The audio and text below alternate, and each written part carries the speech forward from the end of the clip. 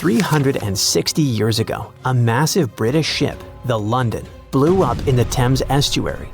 The tragedy took over 300 lives, including the sailors and their loved ones. No one knows exactly what led to all this, but scientists are finally getting close to the truth. Divers accidentally found an exceptionally well-preserved bronze cannon from the ship. This cannon, that was buried in silt and clay for centuries, could have all the answers. The London was a service ship built for the Navy of the Commonwealth of England. It set off on its first journey in June 1656. The ship played a huge role in British history as it was part of a convoy that went to the Netherlands in 1660 to collect Charles II and restore him to the throne. 5 years later, in March 1665, it was traveling from Chatham to Hope. From there, the Admiral Sir John Lawson was supposed to take it to the sea. But just before reaching the buoy of the Knower, the gunpowder suddenly blew up on the ship. About 25 people who were in the roundhouse and coach survived, but over 300 drowned. The ship broke into two pieces. Henry Bennett, the Earl of Arlington, passed along rumors that it all happened because of cheap, low-quality gunpowder that was on the ship. When experts of that time inspected the shipwreck, they concluded that the cannons could still be salvaged, but the ship itself was a total loss. Later, when someone recovered some of them in 1679, there was a scandal where they tried to use them to settle a completely unrelated debt. In 2005, divers rediscovered the London. To protect it, port authorities even had to move the shipping lane, and a team of archaeologists got to work exploring it. That wreck is a big deal because it gives us real insights into English naval history. Visibility in the Thames estuary can be terrible. Sometimes you can't even see a foot and a half in front of you. Working on the site is also super tough because it's in a crazy tidal environment, and a busy shipping lane, where huge cargo ships constantly pass by, is still near. So when a cannon suddenly appeared, stuck deep in the clay, it meant the conditions had to be absolutely perfect. Experts believe the find is from the Commonwealth era, and it's medium size, about 8 feet 6 inches long. It was part of a special set made specifically for the London and was placed on the ship's lower deck. Every single gun carriage on the London was one of a kind because all of its cannons came from different countries and different periods in naval history. Big cannons were really rare and crazy expensive to make since they needed tons of bronze or iron and had to be individually cast. That's why the Navy often grabbed cannons from captured rival ships, old shipwrecks, or decommissioned vessels. The new find is one of the clues that could eventually help scientists to solve the mystery of the London tragedy. So far, they've also found leather shoes, pieces of instruments, wooden tools, rope, and a compass. All these artifacts are like puzzle pieces to them. They still don't have enough evidence to be sure, but it looks like both the pipe and candles could have been sources of flames that set off a larger bang. Some workers made another amazing find at a flooded quarry in nearby southeast England, about 60 miles southeast of London. They stumbled upon the remains of a rare Elizabethan-era ship hundreds of yards away from the nearest coastline. Finding a ship from the late 1500s is a huge deal, because very few vessels from that time have survived. Studying it could help scientists answer some big questions about an important era in history, when England was becoming a major player in European trade. Today, the quarry site is about 1,000 feet from the sea, but back in the 1500s, it was actually part of the coastline. Archaeologists think the ship either wrecked on a rocky headland or someone dumped it there when it was too damaged to sail anymore. Scientists haven't identified it yet, but they studied over 100 pieces of its wooden hull, reading the tree rings, and found that it was built from English oak trees cut down between 1558 and 1580.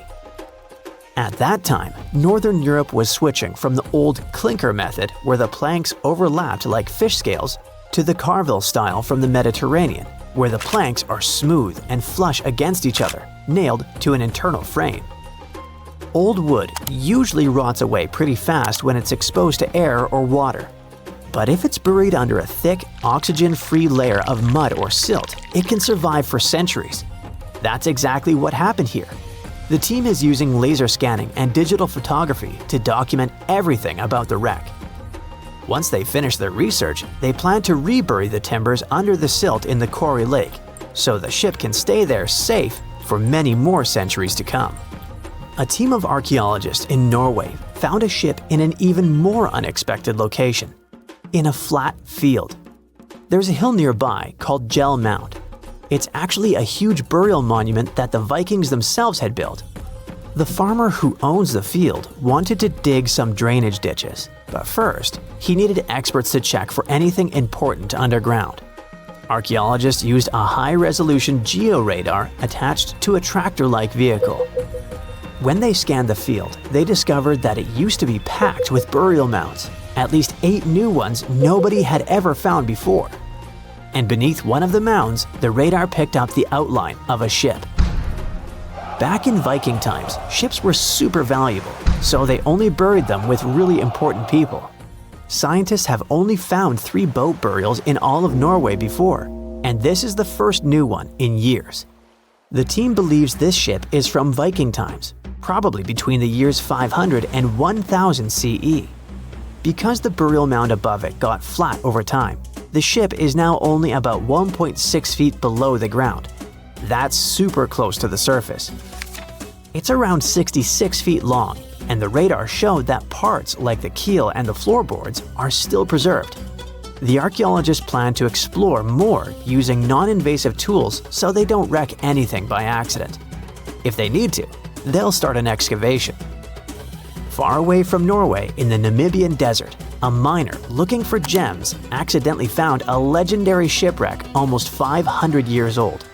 The workers called in an archaeologist to check it out, and they thought it must have been the remains of a Portuguese trading ship, the Bom Jesus, that had mysteriously vanished in the 1500s.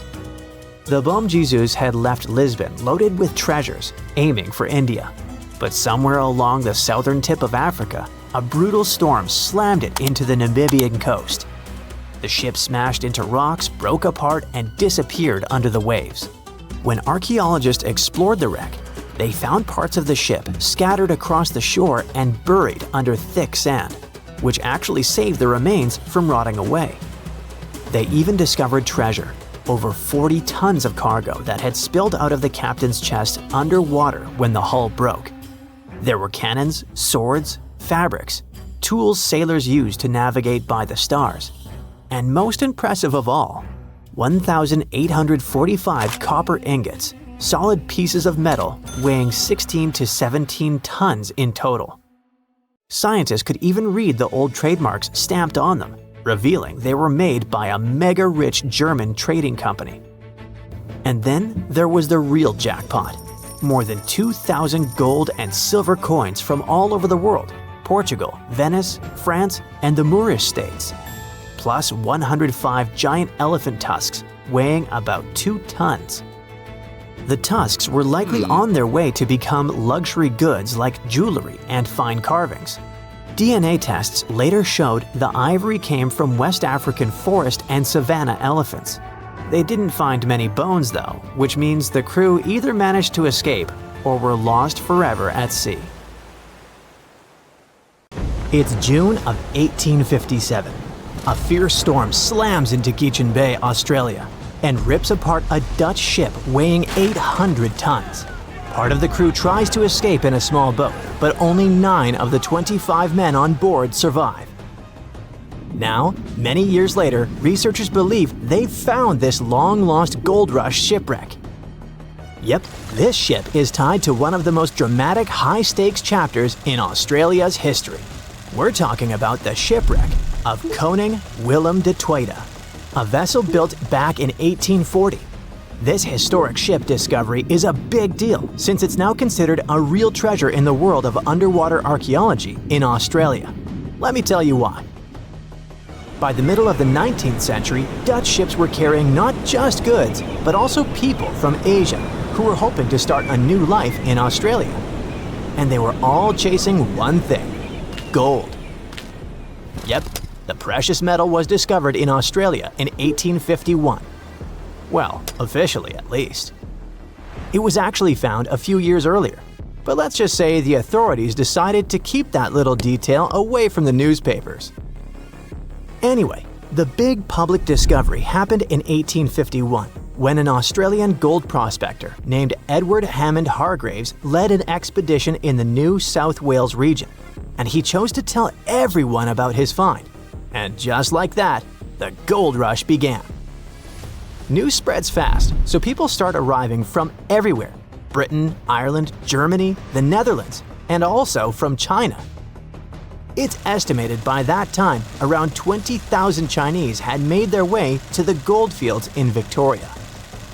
By 1861, about 3% of the Australian population had been born in the Asian country. Most of them came from the southern region of Guangdong, which was going through a really tough time back then. They'd been through it all: foreign invasions, massive floods, serious food shortages, you name it. Many people had lost everything. Their money was gone, their homes destroyed. They couldn't even afford a bite to eat.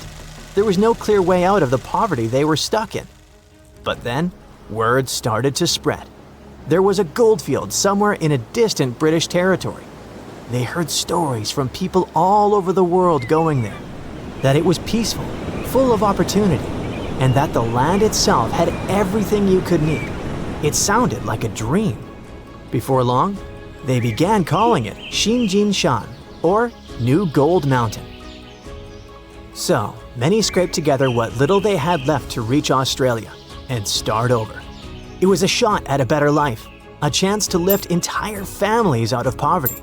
But getting there wasn't cheap or easy. They had to travel in huge ships, and the average trip from Guangdong province took about 3 months to reach Sydney or Melbourne. At some point, Australian authorities decided to impose a tax on Chinese arrivals. Every passenger who disembarked at Victorian ports had to pay a £10 poll tax. So what do you think happened? The routes changed, of course. Instead of docking directly in Victoria, ships began stopping in Robe, a town in the southeastern part of South Australia. From there, people would walk about 250 miles all the way to the goldfields, just to avoid paying the tax. And this area is exactly where the Koning William was discovered. Yep, our Dutch ship was found off the Robe coast, and it was one of many vessels that carried Chinese passengers to Australia. Now you can see why it's historically important, right? On the 16th of June, 1857, it brought around 400 people safely to shore so they could start their lives over. The ship itself didn't get a happy ending though.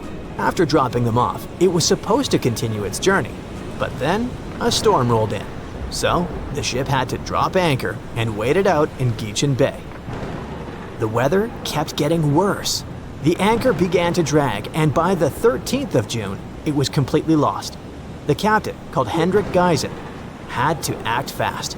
He made the call to beach the ship in hopes of saving both the vessel and his crew. But there was a problem. The ship ran aground on Long Beach, about 3 miles east of Robe, and it started breaking apart quickly in the rough seas. The rest of the story is tragic. 16 sailors drowned when one of the ship's small boats turned upside down. Only 9 men made it out alive. Captain Geisen stayed aboard the wreck. He eventually reached the shore by clinging to a cask. Thankfully, people who were on the beach managed to pull him out of the sea using a rope. A few months later, things from the wreck were sold to a local man in Robe named Jacob Chambers for £225, which was a pretty big amount of money back then. And that's because people were able to save a good amount of stuff from the wreck, like the bell, some doors, and wooden planks from the hull.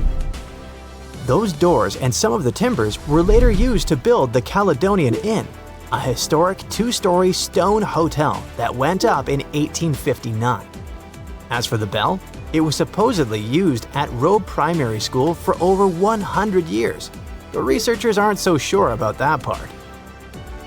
What we do know is that most of the ship's remains were still missing, until now. After 3 years of hard work, a team affiliated with the Australian National Maritime Museum believes they have finally found the Koning William Detueda. The project kicked off in April of 2022, and its main goal has been to search for, locate, and carry out an archaeological survey of the shipwreck's remains. To do that, they mainly used two tools: underwater metal detectors and a marine magnetometer, a device that detects changes in the magnetic field of the seafloor. Soon, this technology started picking up a bunch of anomalies in the area where the shipwreck was believed to be. And by anomalies, I mean weird signals. Clues that something might be buried under the seabed, probably hidden under layers of sand or mud. They believe those signals were coming from the iron parts of the ship's windlass. That's a big winch at the front of the ship used to pull up the anchors. Some of those pieces were sticking up slightly from the seabed, along with a partially exposed iron frame. They also spotted a well-preserved wooden plank underneath the windlass, which suggests that more of the ship's hull is still down there, just buried under the sand. So why do they feel confident that this wreck is the Koning William Detueda? Well, basically for three reasons. First, the location. The spot where they picked up those signals lines up with historical accounts of where the ship went down. And it just so happens to be the only known shipwreck in that part of Long Beach. Second, the size. The cluster of magnetic signals roughly matches the ship's documented length, which is about 140 feet. Third and last reason, they found pieces of Chinese pottery from the 1800s right on the beach next to the site. When you put all those facts together, it basically screams Koning William Detueda. That's why the team feels so confident they've finally discovered this historic ship. But even though they have good reasons to believe it, more research still needs to be done, so they're planning future visits to the site to keep monitoring things. The goal is to check the ship's condition and look for more parts of the hull or artifacts that might get uncovered as the seabed shifts over time. Let's hope they get lucky next time around. For years, the world's most valuable shipwreck was just a legend, until now. It has finally been found, and among the wreckage was a real treasure worth $1.1 billion. To understand this better, we need to go back to 1622. That year, the mighty Spanish galleon Nuestra Señora de Atocha set sail from Havana, packed with riches belonging both to King Philip IV of Spain and to the wealthy members of the crew. We're talking about gold, silver, copper, and emeralds from Colombia, Peru, Mexico, and Venezuela. The cargo was so large, totaling more than 40 tons, and so vast that it took 2 months to transport it to the ship. The ship was also packed with people. There were 265 people on board. At first, everything went well, but then came the Florida Straits and trouble. The crew found themselves lost in the night that was not only cold, but also stormy. And before long, they were facing a powerful hurricane. The wind tore the masts apart. Giant waves destroyed the rudder, and soon, the Atocha was sinking toward the darkness of the seabed. The disaster that night meant a huge loss of wealth for King Philip IV, but even worse was the loss of life. Of the original 265 crew members, only 5 survived. They managed to climb up the mizzen of the ship, the only part that remained above water. With all that treasure gone, the Spanish were quick to spring into action and devised a salvage operation. 5 ships were sent to recover the cargo. The plan seemed simple and easy. After all, the hatches were securely locked, so the treasure could still be there. But almost immediately, things went wrong. For example, one of the 5 ships ran aground before it could even begin its journey. In the end, the search dragged on for 60 years, and many factors contributed to the mission's failure. That may not seem so bad today, but back then, divers didn't have the technology or safety equipment that we have today. Exploring the seabed was risky, and more often than not, it led nowhere. While searching for the Atocha, the rescuers found traces of another vessel, the Santa Margarita, the Atocha's sister ship. Another hurricane passed through the region a month after the sinking. The seabed became a jigsaw puzzle with pieces of the ship scattered everywhere. The rescue mission became almost impossible. Over time, the Spanish managed to recover part of the Santa Margarita's cargo, but Atocha's treasure seemed lost forever.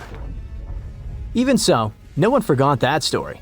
Then in 1969, more than 300 years after the sinking, everything began to change. An experienced deep-sea diver, Mel Fisher, stepped in and decided to rewrite history. Mel had already spent a big part of his life at the bottom of the sea. He and his wife even ran a diving school in California. So, Mel gathered his family and moved to the other side of the country.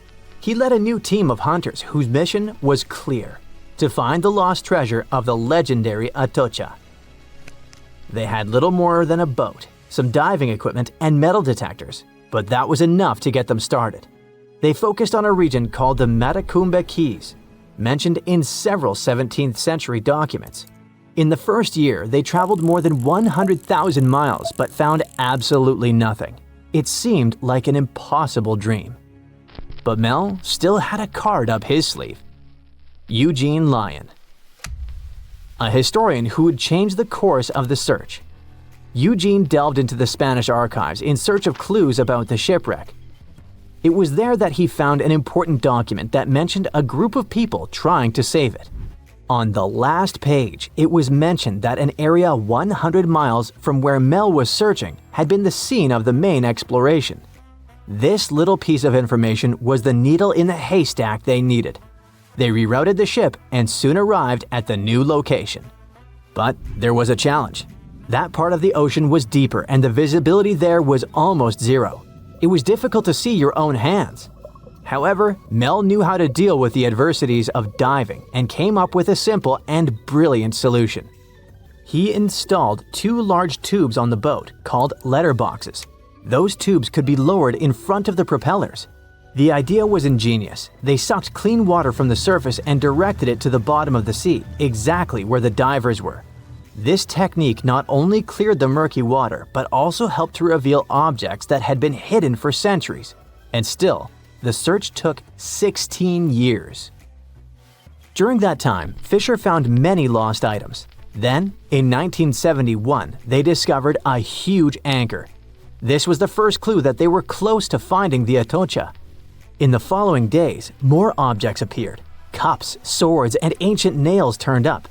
To keep everything organized, the team created a circular map. On it, they marked the exact location of each item they found. They also used radio transmitters on land and a receiver on the boat, which allowed them to know precisely where they were.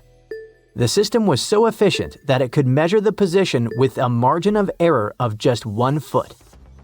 Over time, a line began to form on the map, pointing to where the Atocha's main treasure might be hidden. They followed this trail for 2 years. Just when they were starting to lose hope, they found silver bars. It was the year 1973. This opened the door to much bigger discoveries. The silver alone was worth over $100,000, but the real treasure was yet to come. On July 20th, 1985, valuables that would be worth around $1.1 billion today were finally discovered in the main hull of the ship. The treasure included 180,000 silver coins, 24 tons of silver bars, 125 gold bars, a collection of pearls, and 66 pounds of emeralds. Some of these finds were priceless, not only because they were rare, but because of their history. The Atocha Cross, the Royal Orb, and the Atocha Ring, 3 royal artifacts, were found in near-perfect condition. The Atocha Cross was the most valuable of all the artifacts. It had 9 brilliant green emeralds set in 22-karat gold. A true treasure from the past, shining once again after centuries underwater. Soon after the discovery, the state of Florida thought, wait a second, we want a piece of that treasure. They went to court, demanding a whopping 25% of the value. A bitter legal battle ensued and it lasted 8 years. It even went all the way to the Supreme Court. But in the end, treasure hunter Mel emerged victorious. He was even invited to The Tonight Show, showing off a massive gold chain found in the wreckage, wrapped around his waist like a belt. People called it the money chain, and for good reason. The find was so big that the wreck was declared the world's most valuable by the Guinness Book of Records in 2014. After the initial excitement, Mel sold some of the gems, but the bulk of the treasure remained in the family for a while. What was left was auctioned off. No one knows exactly how much the jewels were sold for, but one thing is for sure. Their value has skyrocketed over the years, and it's not just about the sparkle, it's about the legend that lives behind them. Today, these treasures are part of the particular Museo collection, the largest private collection of the Atocha artifacts in the world. And no, they're not for sale. But the good news is that you can still see them. They're on display, shining brightly in homage to Colombia's rich history and the famous mine from which they came. The people behind them say that these emeralds are as iconic as the rubies of Mogok or the sapphires of Kashmir. And honestly, they're right. A ship filled with gold and other treasures worth over $13 million was found in the middle of the Namibian desert after almost 500 years. The worker who found it was actually looking for diamonds, but ended up with something way more valuable for history. There were some blocks of copper, some wood, pipes, and elephant tusks. The miners called for an archaeologist, who soon realized it wasn't a disturbed beach like they thought, but a shipwreck. All evidence showed that it was a Portuguese trading vessel, Bom Jesus, that went missing in the 16th century. Experts believe it was a special kind of ship that was bigger, stronger, and better than older ships from Portugal and Spain. These ships were built to take Portuguese explorers on long trips to distant places like India, China, and Japan, and come back with tons of cargo. The Bom Jesus was likely carrying treasures from Lisbon, Portugal, to Western India. But it looks like on its way around the southern tip of Africa, near Namibia, a big storm pushed the ship too close to the shore. The ship hit a rock, tipped over, and broke apart, sinking into the ocean. Archaeologists found treasure from the captain's chest under the water, which probably fell out when the ship's wooden hull broke. They also found pieces of the ship scattered along the shore, likely from the violent storm and later by construction in the area. The storm must have been very fierce, but they didn't find many bones, which means most of the crew may have survived or were lost at sea. The ship was split into 3 sections and incredibly well preserved, thanks to the thick layers of sand that covered it and prevented rot. Archaeologists who studied the wreck discovered over 40 tons of cargo. There were cannons, swords, blocks of metal like lead and tin, fabrics, and tools that sailors used to navigate the stars while traveling across the ocean. The most exciting discovery was 1,845 copper ingots, weighing as much as 16 to 17 tons altogether. Those copper ingots, or pieces of pure metal, are still in great condition because the hull of the ship and layers of sand protected them from ocean water. The scientists even managed to read the trademarks on them on site, and learned they were made by a super wealthy German trading company. There were also more than 2,000 shiny gold and silver coins from different countries, and 105 enormous elephant tusks weighing about 2 tons. The tusks were likely supposed to become luxury items, like jewelry or carvings at the destination. Archaeologists took some DNA samples from the tusks and found that they came from West African forests and savanna elephants. Researchers were lucky that the ship was found in a restricted diamond mining area. No scavengers were able to get their hands on the treasures. The Bom Jesus remains the oldest and most valuable shipwreck that was ever discovered off the western coast of sub-Saharan Africa. Another shipwreck recently found by accident was buried under a 10-foot tall sand dune near the Caspian Sea.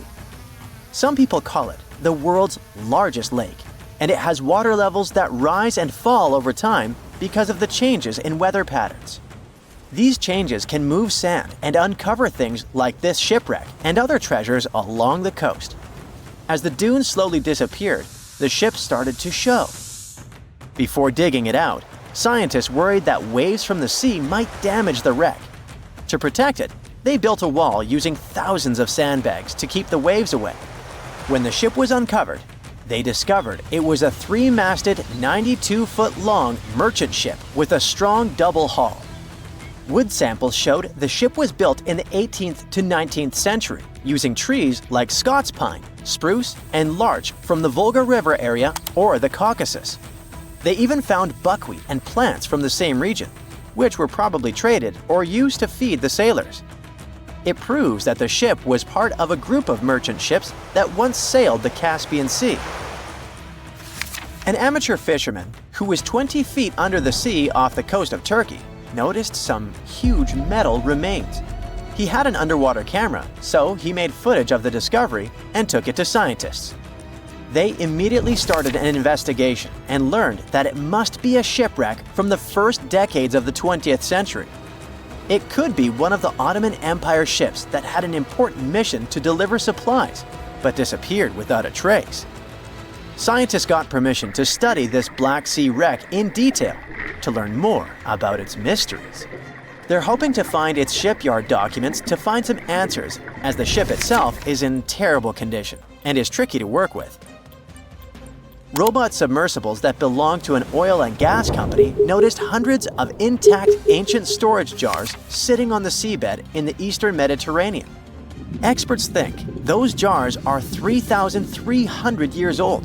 This makes the find the oldest shipwreck from the deep sea. The jugs were probably used to store oil or other agricultural products like fruit. This proves that the people who made them organized maritime trade and had incredible navigational skills. It looks like the ancient mariners managed to traverse the Mediterranean Sea without a line of sight to any coast. All they could see was the horizon, so they must have used the sun and other stars to find their way. Off the coast of Sicily, under 20 feet of sand and rock, archaeologists found a shipwreck so old that they aren't even sure what materials were used to build it. They think the ship is from the 5th or 6th century BCE, which means it's over 2,500 years old. This ancient ship wasn't alone. Researchers also found 2 iron anchors shaped like an upside-down T from around the 7th century of the Common Era and 4 stone anchors from prehistoric times nearby. One of the stone anchors was broken and may have had wooden pieces attached to help it hold on to the seafloor. They figured out that the ship itself was built using the on-shell technique. The wooden planks of the ship were connected so tightly that they could support the ship on their own, with extra beams added just to make it stronger. Sadly, the ship's wooden hull is very fragile now because tiny sea creatures that eat wood have damaged it over the years. Scientists are being extra careful as they study it to make sure it doesn't fall apart. This discovery is such a big deal because it was built during a time when Sicily was super important for trade. Back then, the Greeks and Punics were trying to take control of the seas long before Rome became the ruler of the Mediterranean. By studying this ship, scientists hope to learn more about how people traveled and traded in those ancient times. One more shipwreck, this time off the coast of Kenya. Could be from Vasco da Gama's final voyage. This Portuguese explorer was the first European to reach India by sea around the Cape of Good Hope. Local fishermen discovered the shipwreck in question in 2013. When an underwater archaeologist came to check it out, he found some treasures at the spot: elephant tusks and valuable copper ingots. If this find really has to do with Vasco da Gama, then it must be from the 16th century. It was the year of his 3rd and final voyage to India. Da Gama led a huge fleet of 20 ships, one of which was the São Jorge. Most of the ship is hidden under layers of coral, and a whole team of scientists are carefully digging trenches to find parts of the ship's wooden frame and hull. A Portuguese archaeologist just discovered a bunch of sunken ships filled with gold, including a Spanish galleon with 22 tons of gold and silver. This much gold today is worth about $2 billion, and this is the money from one ship alone. Archaeologist Alexandre Monteiro made this discovery almost by accident. He was studying some documents when he found some information about a ship that went missing in 1615, and he decided he wanted to find it. After many years, Alexandre found not just this specific ship, he actually discovered 8,620 shipwrecks in the waters of Portugal alone. Out of this number, 250 are gold-filled shipwrecks, a discovery that would make any Jack Sparrow shake in his boots. Most of these ships went down for boring reasons like the weather, but sometimes they were destroyed in battles, which may or may not have been super epic. They were carrying gold and other treasures from the New World to Europe, and of course, everyone wanted a share. Alexandre had been studying historical shipwrecks for 30 years now, so he has discovered many ships that went down in somewhat glorious ways. In 1816, for example, a ship of one of the richest men in Portugal sank in Australia, with an insane amount of 66,000 silver coins. This was the first ship from Portugal to ever plunge in the waters of Australia. The bad news is that these ancient sunken vessels, filled with riches and epic stories, are not so easy to reach. They're deep down in the ocean and covered by sand. You could still try, but that would be stealing part of a country's history, and you wouldn't want to be that person, would you? Naturally, Portugal was not the only country that explored the seas back then. The coast of Europe is packed with sunken ships filled with gold. In fact, there are about 1 million historical shipwrecks underwater right now, and the treasures abandoned under the sea might be worth around $60 billion. It's an insane amount of money, but let me tell you that these gold-filled sunken ships aren't really worth the hassle. There are many stories of maritime treasure discoveries that turned into insane lawsuits and even long jail time. Our first story starts in 1746, when a violent storm crashed a ship called Prince de Conti near an island in Brittany. The ship was filled with tea, ceramics, and 100 gold ingots. Of course, the owners of the ship tried to save the loot, but if it's not easy now, imagine how it was back in the 18th century. It took more than 200 years for the vessel to be found. It finally happened in 1975, when a group of French men discovered it and decided to take pretty much every valuable thing they could find. Now, I said these things were not worth the trouble for a reason. In France, if you find anything that can be historical, you must declare it to the local authorities within 48 hours. Fail to comply, and you will be committing something known as a crime. To be fair, our French friends here did declare their findings, but only the corroded cannons from the ship. And the gold? Well, they sold it. Obviously, because each gold bar is worth between $125,000 to $231,000. It took French authorities almost 50 years to retrieve the stolen gold, and they didn't retrieve all of it. Part of it was bought by an elderly couple living in Florida, and the crime is so serious they were charged for connection with money laundering, organized crime, and the trafficking of cultural goods. The poachers also sold some gold ingots to the British Museum collection. Now, let's go back to the 1850s, when a steamer called SS Central America traveled from Panama to California and back again. This was during the Californian Gold Rush, a time when 300,000 people moved to California to dig for gold. Because the travel route was not easy breezy, people needed to carry their gold around on big ships. This is where our friend SS Central America comes in. In 1857, the ship had 578 people on board and about 10 tons of gold. Very few survived, and around $100 to $150 million in gold went down with the ship. All of this explains why in 1988, a group of investors from Columbus decided to finance a research project to find this ship. The research was led by a guy named Tommy Thompson.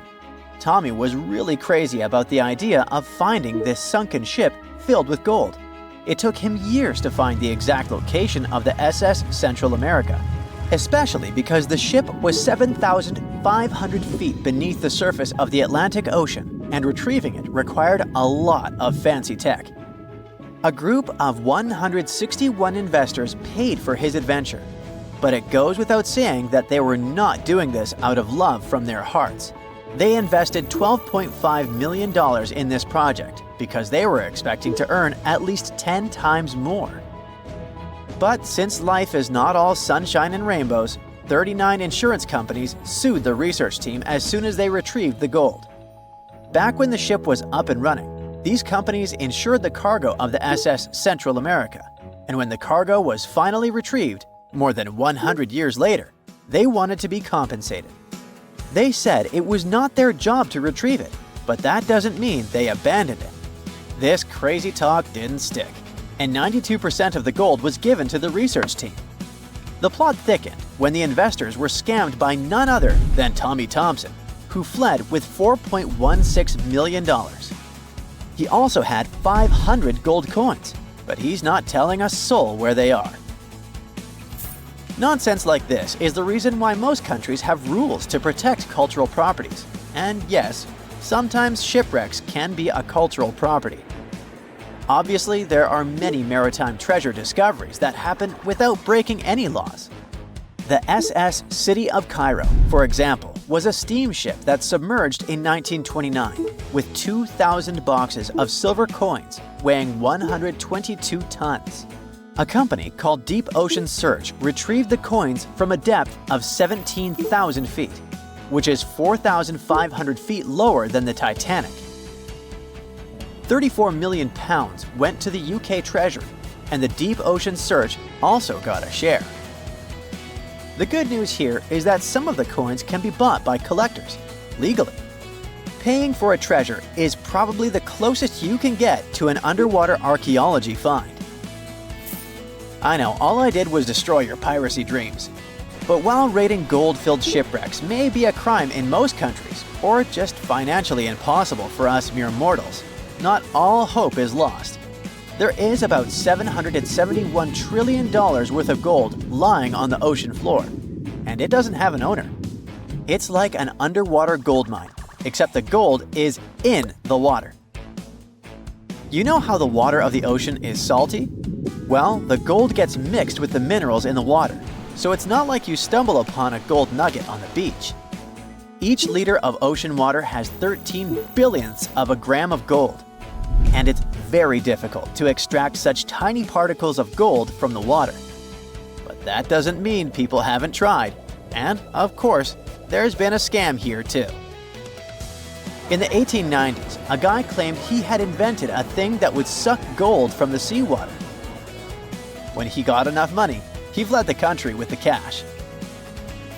If you really want to get some gold, you could try to extract it from the Earth's core, which has 1.6 quadrillion tons of gold. There's 16 times more gold in the Earth's core than what humans have mined in the whole of history. No hoax involved here, because nobody has dared to go down there yet. With archaeologists discovering gold-filled sunken ships out and about, maybe we can make our own maritime treasure discoveries, or at least save enough money to buy some silver coins. There's a ship drifting somewhere in the ocean without a crew. The last time someone saw it was over 50 years ago. Its story reminds of that of the Flying Dutchman, a ship that's bound to sail forever and bring disaster to whoever sees it at sea. At least the legend says so. Unlike the Flying Dutchman, the SS Baychimo was definitely real and built for a German company in Hamburg and began as an ordinary cargo ship. It was trading supplies between Hamburg and Sweden in the Baltic Sea starting from 1914. It had a strong steam engine and a hull made of steel. A few years later, it became British property. Then, in the 1920s, a Canadian company purchased it for around $18,000, a huge amount of money back then. The new owner, the Hudson's Bay Company, was actively using the ship for several years. They would often send it on voyages from its home port in Scotland to Siberia, Alaska, the Yukon, and the Northwest Territories. It also passed through the Panama Canal and even the Suez Canal, with fur pelts for sale on board. Sometimes it would also transport passengers. It had completed 9 successful voyages before this strip of good luck came to an end. Starting from the 1930s, SS Baychimo would have trouble with ice and storms. When it first got trapped in ice in October of 1931, some of the crew managed to escape to Alaska. 15 of 22 sailors decided to stay with their vessel and try to save it. They had furs and other valuable cargo worth around $58,000 aboard. The company sent them supplies to survive the winter. They set camp near the ship out of the hatches, tarpaulins, and other materials, and offloaded the cargo. At the end of November, a blizzard rushed through the area, and it seemed like it had taken the ship with it. The ice platform had survived, but the ship broke free. Some of the crew members were sure it had sunk. But soon after, they heard from one of the locals who had spotted their ship around 45 miles away from their camp. The crew moved on with their lives, and the ship started its journey as a runaway vessel.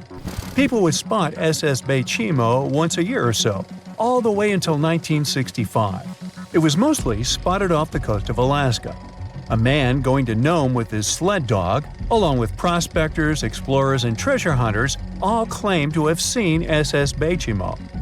Someone tried to board it and take it to port, but ended up stranded on it for days because of horrible weather. Others got luckier and managed to take a whaleboat, some furniture, and other valuables from the vessel. Those who got close to the ship saw that it was damaged and missing the propeller. Still, it stayed afloat without a crew for at least 38 years and became the longest sailing ghost ship in history. In 2006, the Alaskan authorities started a project to solve the mystery of this ghost ship of the Arctic and finally find SS Baychimo, either still above or below the water. So far, the project has not been a success. SS Baychimo remains one of the estimated 4,000 ships that have disappeared off Alaskan shores. If the legend of the 17th century isn't lying, this ghost ship could be sailing somewhere along the Flying Dutchman. It belonged to the Dutch East India Company.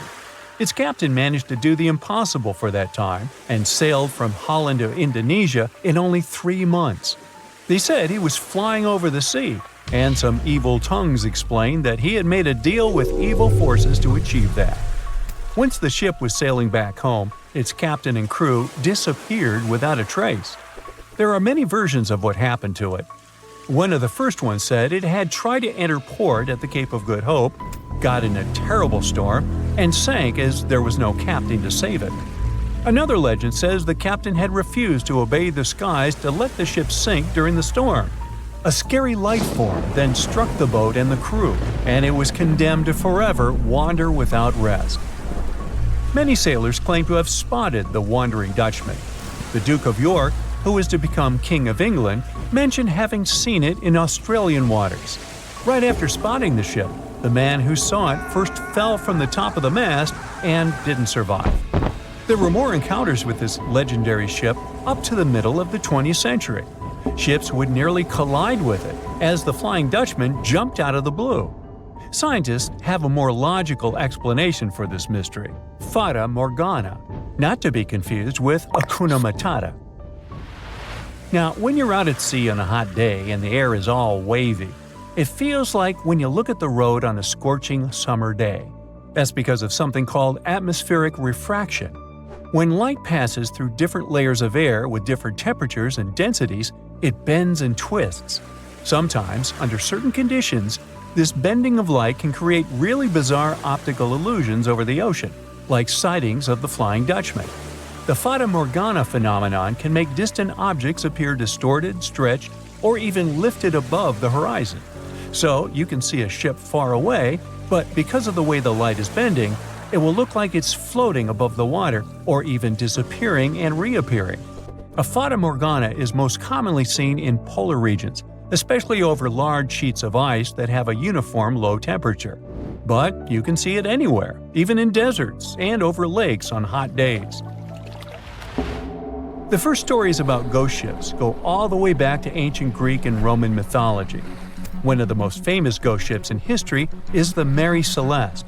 This brigantine was traveling from New York City to Genoa and was fully stocked with provisions, but missing a crew when it was discovered in the Atlantic Ocean in 1872.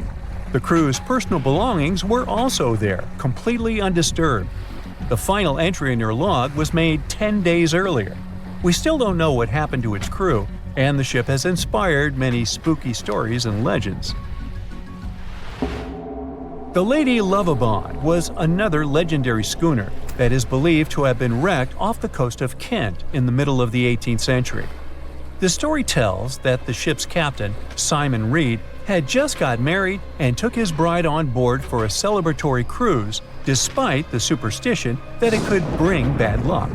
They were on their way to Portugal when the first mate, who is also in love with the captain's new wife, went mad because of jealousy, attacked another crew member, and then took over the wheel and steered the ship straight into the dreaded Goodwin Sands. No one aboard survived, and the schooner is said to reappear as a ghost vessel every 50 years. In present times, many vessels become abandoned and turned into ghost ships intentionally. There are thousands of them floating in U.S. rivers, lakes, channels, and coastal waters. Some people lose their boats in storms and other extreme weather.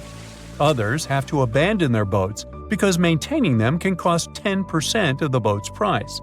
Plus, docking a vessel can add up to several $1,000s every year. Most boats have been made of fiberglass, so an owner can't just recycle them as scrap metal. So, once they want to get rid of it, they often tie it to a dock and sneak away, or leave it floating far away from the shore, or just try to sink it. When ghost ships sink in shallow waters, they can cause damage to coral reefs, mangroves, marshlands, oyster habitats, and wetlands. Plus, they can collide with unsuspecting regular ships and cause real trouble. So, don't do that. Enough said. What is a boat doing in the middle of a desert? You would expect to find a seagoing vessel closer to shore. This is the question archaeologists had been asking for decades. In 1988, there was a storm near one of the most important archaeological sites in ancient Egypt. A wooden structure emerged from the sand. It was hollowed out by termites. Scientists were determined to solve its mystery. In 2000, they began excavating the site near Abydos, Ubidos. An American team of experts soon discovered a boat that was 70 feet long, and it wasn't alone. In total, there were 14 boats neatly resting next to each other. It was impossible to completely dig out the boats because of their poor condition. Luckily, the wood was preserved enough to get a sample. Analyses revealed that the boats were around 5,000 years old, the oldest fleet in human history to this date. The time of their construction predates the pyramids at Giza by half a millennium. Each ship of the fleet rested in a vault that matched its dimensions. The room was roughly a third of the size of a tennis court. It had mud brick walls that featured more than 120 drawings of boats. Ancient Egyptians incised them on whitewashed walls that were excellently preserved. Scientists have known about these mysterious chambers for well over a century. 1901, 1902. A British archaeologist, Arthur Weigel, stumbled upon a strange structure west of the River Nile. His team caught a glimpse of the interior walls. Sadly, a section of the roof collapsed, so they had to call off further exploration. Researchers abandoned the site, but its location remained on the maps. The boat's position first led scientists to think that they rested on a bank of the mighty Nile. But there was a problem with this theory. Today, the river flows almost 7 miles west of Abydos. Further studies of the surrounding terrain showed the Nile didn't change its course throughout history. Also, if the boats floated near a dock, they would be in unstable positions. The 14 vessels at Abydos were perfectly parallel to each other. There was only one conclusion possible. Someone had deliberately placed them like that. They must have gone through a lot of effort. Each boat had enough room for up to 30 rowers. These vessels could really float. They weren't models, but scholars still don't know if they actually sailed any body of water in ancient Egypt. This doesn't diminish the importance of the find. Previously, archaeologists found only small-scale models. In King Tut's tomb alone, there were 35 boat models. For a long time, these figurines were the only clues as to how ancient Egyptian vessels looked like. The boat's design confirms that they were the real deal. They are the earliest surviving examples of something called built boats. Ancient people constructed primitive vessels by hollowing out large tree trunks. The alternative was reed that was tied together to form a raft. The boats at Abydos had planks tied together. This was a major breakthrough in shipbuilding. During their lifetime, the boats must have seemed impressive. Timber was a valuable commodity at the time. There was no wood in the desert. Cedar had to be imported from Lebanon. The only person who could afford such luxury was the pharaoh. Studying the area around the ancient fleet provided more answers. Scientists discovered a mud brick structure where Egyptians worshipped the pharaoh. Its approximate date of construction matches that of the wooden boats. The same bricks out of which this building was made were used to encase the fleet. At the time of their construction, the rooms they were stored in had a ceiling. That's the section that archaeologists stumbled upon in the early 20th century. Just like mummies and coffins, these marvelous ships rested inside splendid vaults. The exterior of these rooms was also impressive. The outer walls originally had a plaster of white limestone. It reflected sunlight. In the desert sun, the structure housing the boats must have shone from miles away. Ancient Egyptian builders used the same technique to cover the pyramids 500 years later. Today, their surface looks jagged, but it wasn't always like this. When they were constructed, the pyramids had a top layer of fine white limestone. Their surface was smooth and it gleamed in the sunlight. Instead of stairs, the outer layer of the pyramids was more of a sleek ramp. Archaeologists were left with one final question. Which pharaoh owned the fleet? The answer lay just a mile from the site. This is where the tomb of a pharaoh from the 5th dynasty rested, King Senwosret III. Its time and style of construction matched the ones of the chambers with boats. The very end of his rule might explain how the boats ended up in the middle of the desert. The pharaoh probably passed away in northern Egypt. Then his body was transported down the Nile to Abydos in a marvelous procession of decorated boats. The vessels were later lowered to chambers near the final resting place of their owner. This had a symbolic meaning. In the ancient Egyptians' belief system, ships played a key role. Their supreme deity was Ra. He traveled through the sky during the day in the form of the sun. At nighttime, he sailed through the netherworld in a solar boat. The pharaoh identified himself with Ra. That's why he needed boats in the afterlife. That was the only way to regenerate himself. Just as the sun rises every day above the horizon. This belief existed for thousands of years. The more famous Pharaoh Khufu also had a ship. Scientists found it in 1954 next to his pyramid at Giza. It is some 4 centuries younger than the fleet at Abydos, but Khufu's ship was almost 2 times longer. The Great Pyramid of Giza and King Tut's tomb are some of the most famous archaeological finds in Egypt. But there are many more secrets hiding beneath the endless sands of the Sahara Desert. Recently, 2020, archaeologists found a lost city there. They have labeled it as the most important discovery since King Tut's tomb, 1922. The city of Aten is some 3,000 years old. Historians hope it will give them a unique insight into the everyday life of ancient Egyptians. The famous archaeologist and Egyptologist Zahi Hawass proclaimed the site a lost golden city. Aten sits some 300 miles south of Egypt's capital, Cairo. It is close to the famous Valley of the Kings. Archaeologists first found sections of mud brick walls that spread out in all directions. They discovered complete rooms with tools of everyday life inside. The research team unearthed a bakery, a residential neighborhood, and an administrative district. They all date back to the time when the Egyptian civilization was the wealthiest in its long history. They were also the first to make objects from iron.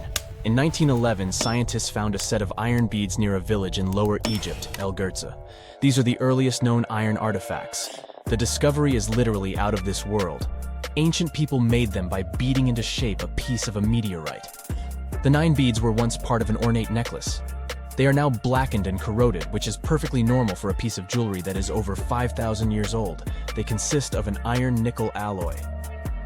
Researchers were impressed by the skill of ancient jewelers who processed the beads. Their craftsmanship is more impressive when you think that they didn't know the stellar origins of the material. The Great Pyramid of Giza also has a remarkable feature. An international research group investigated the electromagnetic response of the structure to radio waves. They found that the pyramid has the ability to concentrate electromagnetic energy inside it. This occurred inside its chambers as well as under the pyramid's base. It contains an underground, unfinished chamber. It seems that the electromagnetic response is connected with the properties of limestone, the Great Pyramid's main building material. The research results might have a practical application. The way solar cells and nanosensors function could be improved by this remarkable find. Strange things occur in the cold waters of Antarctica. One of these things happened to a ship called Jenny. It was a small schooner whose history began in 1822. The boat and its crew set sail and disappeared a year later. For 18 years, the ship was considered sunk. People forgot about it, but in 1840, the vessel reminded the world of itself. That year, the whaling ship Hope sailed through the Drake Channel in Antarctica. The crew members noticed a ship among icebergs. It was the schooner Jenny. It was floating slowly in the dark, with no signs of life. The captain of the Hope, Mr. Brighton, gave the order to approach the mysterious vessel. They thought it was some creepy ghost ship, but as they came closer, they noticed crew members on the deck. The sailors of the Hope called out to them, but received no answer. This time, it became clear that something terrible had happened to the Jenny. When Brighton boarded, he realized that the Jenny crew members weren't missing. They were here. Frozen people stood like statues. Brighton went down to the lower deck and found the captain. He was sitting frozen at the table, holding a pen. Brighton looked at the logbook. The last record was made on May 4th, 1823. The captain wrote that he was the only living member of the crew. They spent 71 days without food. It seemed that the ship got lost in the sea because its captain went off course or sailed into an iceberg, but no one knew for sure. After that, nobody ever saw the Jenny again. According to rumors, the crew of the Hope abandoned the frozen ship and left it to drift in the cold waters. According to other rumors, this whole story is fiction. The story of the Jenny was described in a German magazine in the middle of the 19th century. Still, there was no further evidence of the ship's existence. Already in our time, Cambridge University decided to explore the case of the Jenny. The researchers discovered that one of the crew members of the Hope, who didn't disclose his name, told someone the legend of the frozen ship. Someone shared the story with another guy, and it was published in a German magazine called Globus. And that's all. There was no other evidence. One of the most famous ghost ships was the Mary Celeste, and there's no doubt about its existence. The history of this vessel was documented in court. People wrote about it in newspapers, but the most exciting thing is that the ship continued to be used even after 10 people disappeared from its deck. The history of the Mary Celeste began in Canada in 1861. When it was first built, the ship was called the Amazon. It changed captains several times, and it also hit some rocks. The boat was sold, bought, then sold again, repaired, and sailed under the name Mary Celeste. In 1872, it had a new captain, Benjamin Briggs. He was a decent, brave man with a lot of experience in navigation. He had a beloved wife, a daughter, and a son. When he went on his last voyage, he took his wife and daughter with him, and his son stayed in America. In November of 1872, the Mary Celeste sailed from the port in New York with 10 people on board and disappeared. 8 days later, another ship, the Dei Gratia, also left New York and followed the same route. Dei Gratia's captain, David Morehouse, noticed the Mary Celeste and immediately realized something was wrong. The ship was moving too freely, as if no one was controlling it. The captain tried to contact the crew members, but no one answered him. Then, together with other sailors, he climbed aboard the Mary Celeste. The ship was in good condition. There was no damage. The hold was slightly filled with water, but it could be easily pumped out. Everything seemed fine, but one lifeboat was missing. The crew members' valuables were in their cabins. The cargo was in the hold. The supplies of water and food were untouched. Judging by the records in the logbook, the ship was caught in a storm, but it was not too strong. Other ships also sailed through this storm, but nothing bad happened to them. The last record was dated November 25th, and it claimed that everything was fine. The sails of the Mary Celeste were slightly damaged, but perhaps it happened after the crew had disappeared. The whole ship was in excellent condition, but what made the people leave it?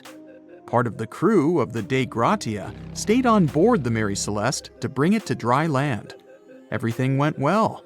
They delivered the ship to the closest port. Next, the captain of the Dei Gratia appeared before the court and told about what had happened. However, the prosecutor and the judge didn't want to believe in the story of the Mary Celeste. They were sure the captain got rid of the ship's crew to get money for its cargo. According to the maritime laws of that time, if you found a ghost ship with valuable cargo, then a substantial part of this cargo belonged to you. So, many people thought that David Morehouse decided to earn some money. This version seemed to be more valid than the one about the mysterious disappearance of 10 people. Fortunately, no one accused the captain of committing a crime. They thanked him for his service and gave him a monetary reward.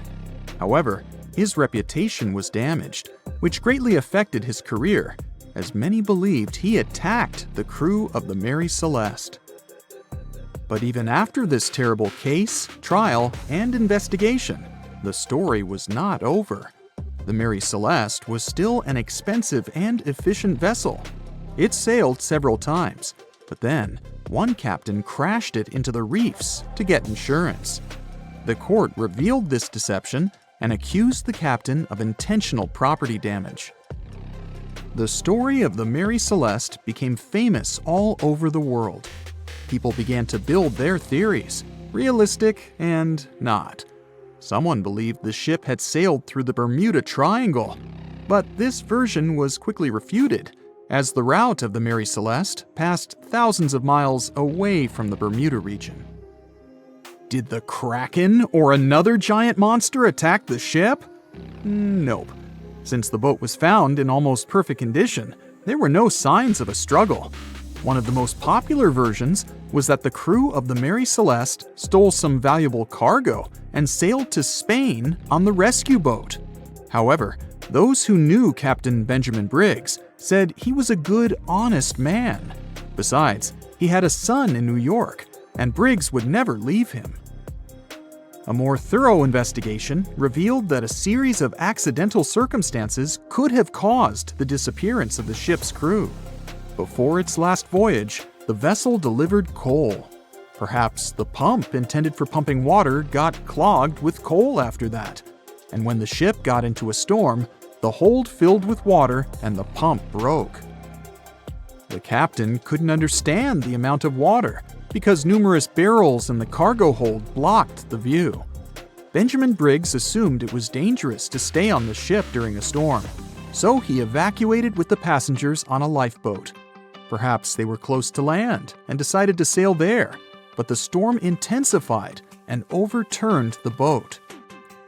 Also, one record in the log journal said that the chronometer was faulty. It was a device that helped to determine your location at sea using longitude. Briggs got lost and didn't know which way to sail. The storm was strong, and he couldn't determine whether the ship would sink. Perhaps Briggs decided to leave the ship in a rescue boat when he saw the coast of the Azores. The uniqueness of this ghost ship case is that, unlike many others, you can investigate it yourself. There's a lot of information about the Mary Celeste on the internet. There are documentaries and research articles. Perhaps you'll be able to notice something that others haven't seen and solve the mystery of the disappearance of 10 people. No matter what happens, don't stop! We almost got it! 2 treasure seekers are digging frozen ground in a cornfield at night. It's raining hard, lightning is flashing, but these 2 guys keep working. And now the shovel hits something solid. No way! A treasure chest!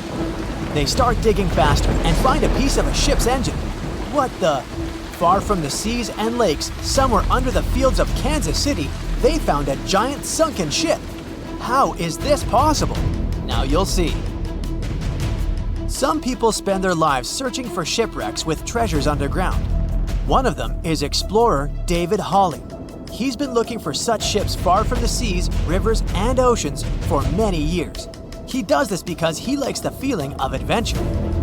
The holds of these ships may contain chests of gold, antiques, and artifacts, and you can get a lot of money for them. David says you don't have to go into the ocean to find a sunken ship. They may be lying in your backyard. But why do ships end up buried underground among fields, farms, and plains? Let's find out using the example of Steamboat Great White Arabia. According to old records, the newspaper clippings, this ship had been carrying about 200 tons of treasure before it sank in 1856. Many rumors and local legends said the ship was lying underground a few miles northeast of Kansas City. It was there because people deliberately altered the riverbed and channels of the Missouri River in the second half of the 19th century. They artificially brought the shores closer to each other. They narrowed the river to increase the flow's speed, so boats could sail much faster. In the 19th century, steamboats were the most popular means of transporting passengers and goods. Before railroads, they extended the western border across the Mississippi and Missouri rivers and brought supplies to people. That's why it was so important to increase the speed of their movement. So, on September 5, 1856, Arabia was sailing along such an estuary. It came across a snag sticking out of the water. A piece of log quickly flooded the ship. Fortunately, all passengers were evacuated. But the steamer and its precious cargo reached the silt bottom of the Missouri River in a few minutes. Several years had passed. Everyone forgot about the vessel. During this time, the course of the Missouri River had changed. But Arabia remained under the wet, muddy bottom. The soil level above it was getting higher, and the ground was losing moisture. Eventually, many decades later, a cornfield formed above the sunken ship. In the 1980s, one farmer owned this area, and he had no idea what was hidden in his territory. David Hawley carefully studied the history of the sunken ships of the USA. He knew that hundreds of steamers had gone underwater all over Missouri, but most of all, he was interested in Arabia, as there were rumors that it was filled with gold and other valuable things. The territory of cornfields in Kansas was vast, but David Hawley knew how to search properly. In 1987, he started working, first together with his brother and father. They collected all the clippings from old newspapers they could find. They were looking not only for information about the steamer, but also for maps of the Missouri River. They tracked its historical changes, checked the dates, and identified a large area where the steamer sank. Next, they used electromagnetic testing and other geological stuff to study the soil and find the right place. They searched for differences in ground moisture and density. Then, they went through the territory with powerful metal detectors. And so, by the fall of 1988, they had determined the location of the steamer. Arabia was the size of a football field. This gigantic vessel lay 45 feet underground, 4 stories down. But before they started excavating, they had to ask the owner of the cornfield for permission. For the farmer, this news was a big surprise. He agreed, on the condition that the excavations would be completed by spring so that he could sow a new crop. Digging a giant ship in winter is much more difficult and expensive than at other times. It includes additional equipment, electricity, and heating costs. The team worked day and night. They financed the excavations out of their own pocket. Each invested more than $10,000 and took out a bank loan. Finally, they noticed the first details of the ship. The shovels hit the huge engine boilers and the deck. The goal had been achieved. Most of the cargo lying inside the sunken ships is covered with rust, shells, mud, and is badly damaged. The contents of Arabia were in excellent condition, considering that the ship had sunk 130 years prior. Unfortunately, they didn't find the chests of gold. Still, they got several tons of other valuable cargo, household items of people who lived in the middle of the 19th century. It was a time capsule. The ship was carrying supplies for hundreds and thousands of people, and all these things were perfectly preserved. For example, they could clearly see the brand stamp Goodyear Rubber Company on one rubber shoe. The longer the excavations continued, the more things David and his team found. In the barrels, they found plates from the 19th century. They were intact and usable. Also, there were clean clothes, thousands of pairs of shoes, harpoons, frying pans, and umbrellas. The ship was carrying cargo to supply about 16 small towns. Yes, it's not gold, but such artifacts are also precious. The contents of the ship could be worth millions. However, the crew wasn't going to sell these things. They made a museum on the site of a former fruit market in Kansas City. If you go there, you will immediately feel like you're in a department store of the 19th century. There are thousands of items in good condition. Even the matches here are dry enough to light up. It took David many years to present the entire collection from the steamship. He values each of the items and doesn't want to sell them. Anyone can come here, pay for a ticket, and find themselves in the past. Who knows, maybe there's an old ship hidden in your backyard too. Geologists found an older vessel in the hot desert of Namibia in 2008. This ship sailed back in the days when pirates scared sailors on the seas, and now it's inside a dried-up lagoon. The ship sailed from Lisbon in 1533 and disappeared with the crew near a small diamond mining town. After almost 500 years, the hull had been badly damaged. Only the carcass of the ship remained, but the treasure hidden inside the vessel stayed intact. They carefully studied the boat for a long time, trying not to ruin anything. And then, 5 days later, they found a big old chest in the hold. Carefully opening it, they found gold coins there. Thus, the cost of the ship was estimated at about $10 million. The exact cause of the shipwreck is unknown, but experts believe the ship was destroyed by heavy cargo and bad weather. It went to the bottom of a lagoon that later became a desert. Some find an airplane in their backyard, others discover a ship, and one man found a passage to an ancient secret city in his house. This happened in Turkey in 1963. The owners of the building decided to make repairs. He went to his basement and knocked down the wall to turn this place into a living room. And so, behind one wall, he found a tunnel leading underground. The man thought it was some kind of a secret chamber. He went down there and realized it was something much more than that. It was an ancient city 18 floors deep. People built it in the years 780 to 1180 as a refuge from weather disasters and the invasion of enemies. This place also includes many underground tunnels that stretch for several miles in different directions.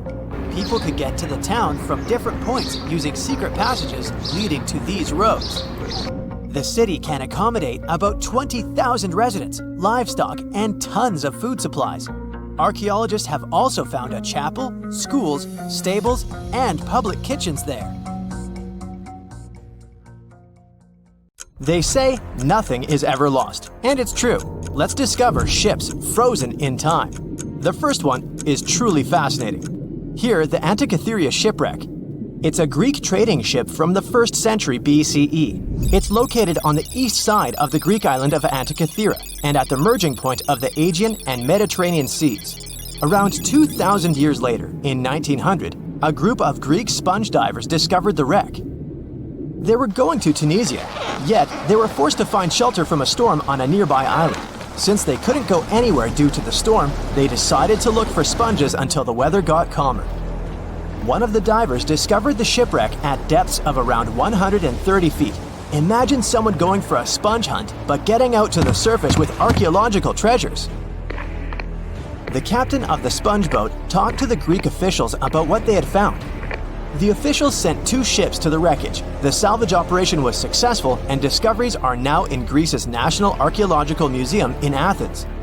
The findings included 3 life-sized marble horses, jewelry, coins, and hundreds of works of art, including a 7-foot-tall Colossus statue of Hercules. Among these treasures, Antikythera ephebe, a bronze statue of a young man, caught more attention. Because the ephebe doesn't comply with any familiar iconographic model, and there are no known copies of his type, he held a spherical object in his hand. Scholars have different theories of who that person could be, but they are not in a consensus yet. More than 70 years later, Jacques-Yves Cousteau and his team went to the area and recovered hundreds more artifacts and the remains of 4 people. Interestingly, they discovered a complex set of interlocking gears capable of predicting the movement of the sun, moon, and several planets. The mechanism can also show the times of solar and lunar eclipses years into the future. Think of this Antikythera mechanism as an early computer calendar, to plan significant events like agricultural activities, religious rituals, and Olympic Games. These artifacts found in the Antikythera wreckage are some of the most important findings in modern archaeology.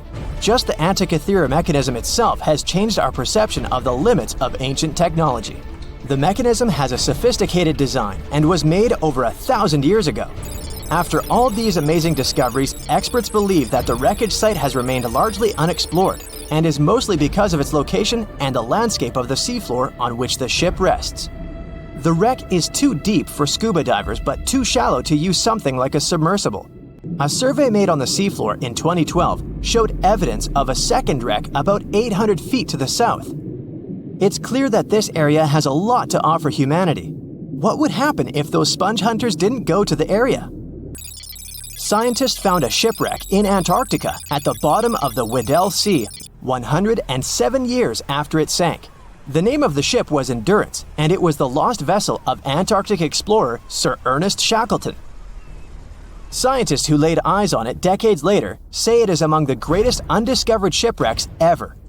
That is why they filmed the whole discovery. The video shows the remains of the Endurance and proves it is still in remarkable condition. It has been sitting in 10,000 feet of water for over a century, yet it looks like it sank very recently. So the story goes like this. The ship was crushed by ice and sank in 1915. Shackleton and his crewmates had to escape by themselves in small lifeboats. From then on, it was all about survival. Shackleton imagined to get his crew to safety. Then, the ship sank. Yes, this is a pretty impressive story. But why did scientists prize this ship? Firstly, Shackleton's Imperial Trans-Antarctic Expedition sailed to make the first land crossing of Antarctica. Yes, the crew was trapped in ice, but the intention was important. Secondly, it's about the challenge itself of finding the shipwreck. The Weddell Sea is almost always covered in thick sea ice. The same ice that made the Endurance sink. Getting near the presumed sinking location is super hard, let alone being able to conduct research. Experts of the modern expedition team foresaw the time when the lowest extent of Antarctic sea ice would come using satellite images. They realized that the weather was in their favor to start an expedition. Dr. John Shears said that they have successfully completed the world's most difficult shipwreck search, fighting against constantly shifting sea ice, blizzards, and temperatures decreasing to -0.4 degrees Fahrenheit. Yeesh, I can't imagine the worst conditions in Antarctica if these conditions are in their favor. Lastly, look at this. It's timbers. They're very much intact.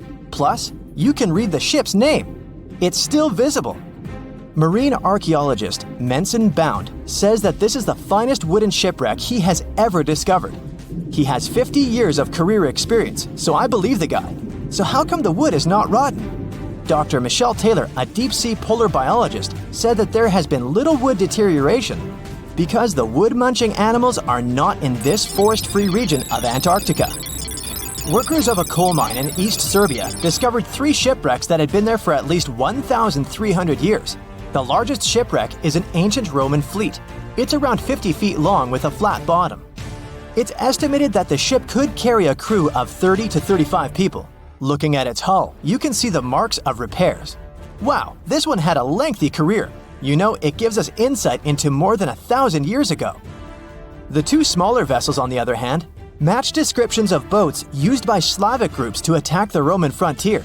These 2 have been discovered under mud and clay in an ancient riverbed. Apparently, in those times, there was a Roman base in a place called Viminacium City.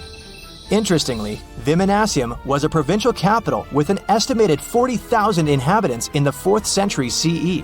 For comparison, it was even larger than Pompeii. The Kostelach coal mine is a center of hidden gems. Archaeologists had found evidence of ancient human and animal activity here before. For instance, in 2012, experts found bones of at least 5 woolly mammoths, which went extinct about 10,000 years ago. Canadian archaeologists found a ship 150 years after it went missing in the Canadian Arctic waters. This merchant ship is called HMS Investigator.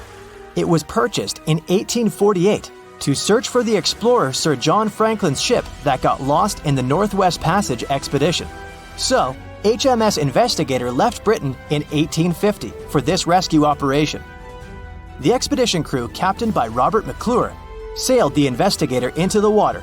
He realized that he was in the final leg of the Northwest Passage, the sea route across North America. But before he could sail into the Beaufort Sea, the 122-ton ship itself got stuck in the thick ice.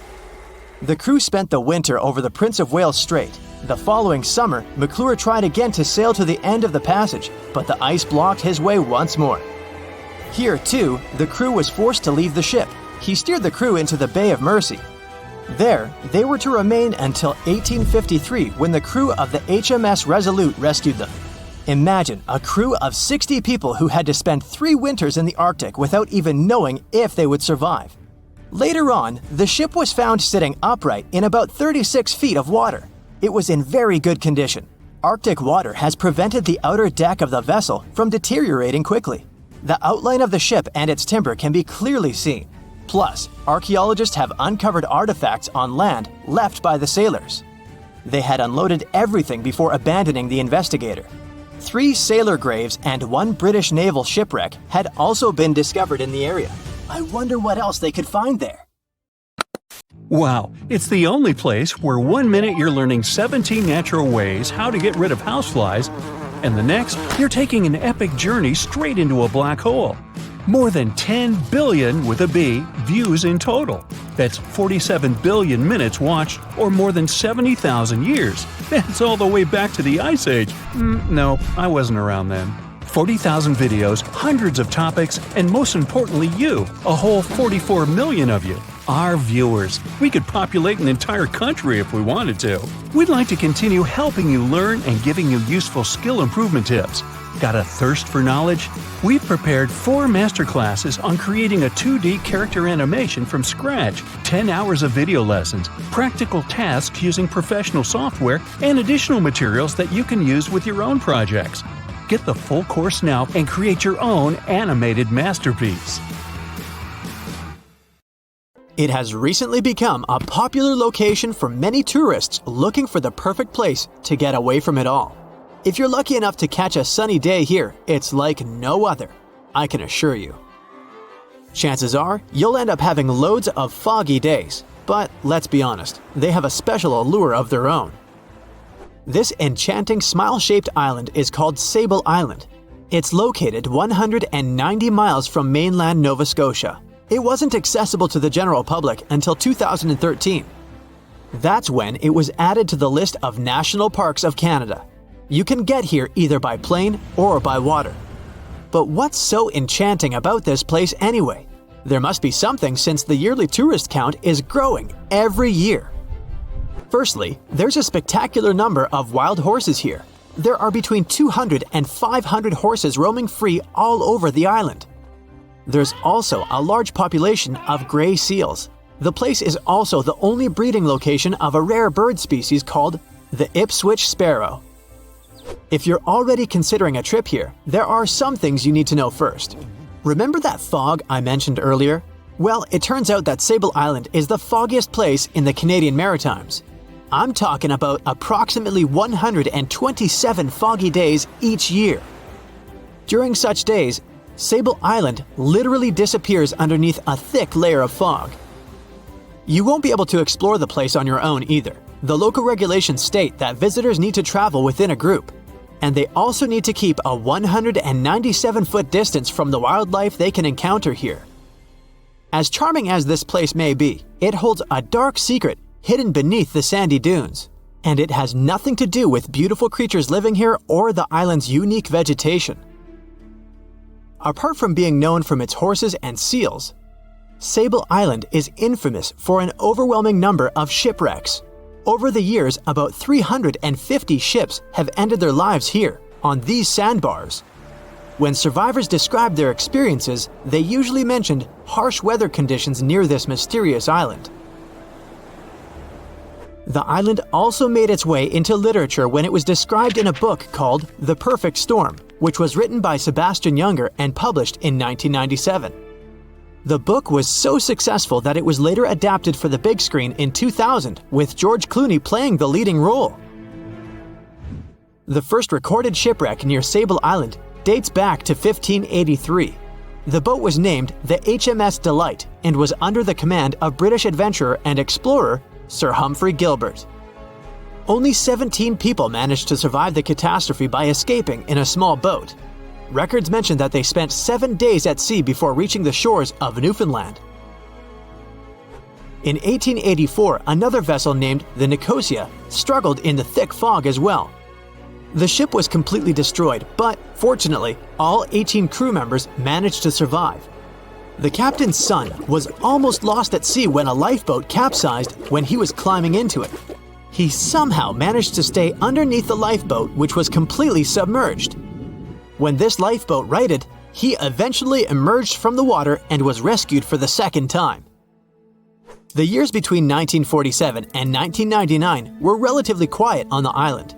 In 1999, though, a yacht called the Merrimack ran aground near the shore of the island at about 2 a.m. on July 27th.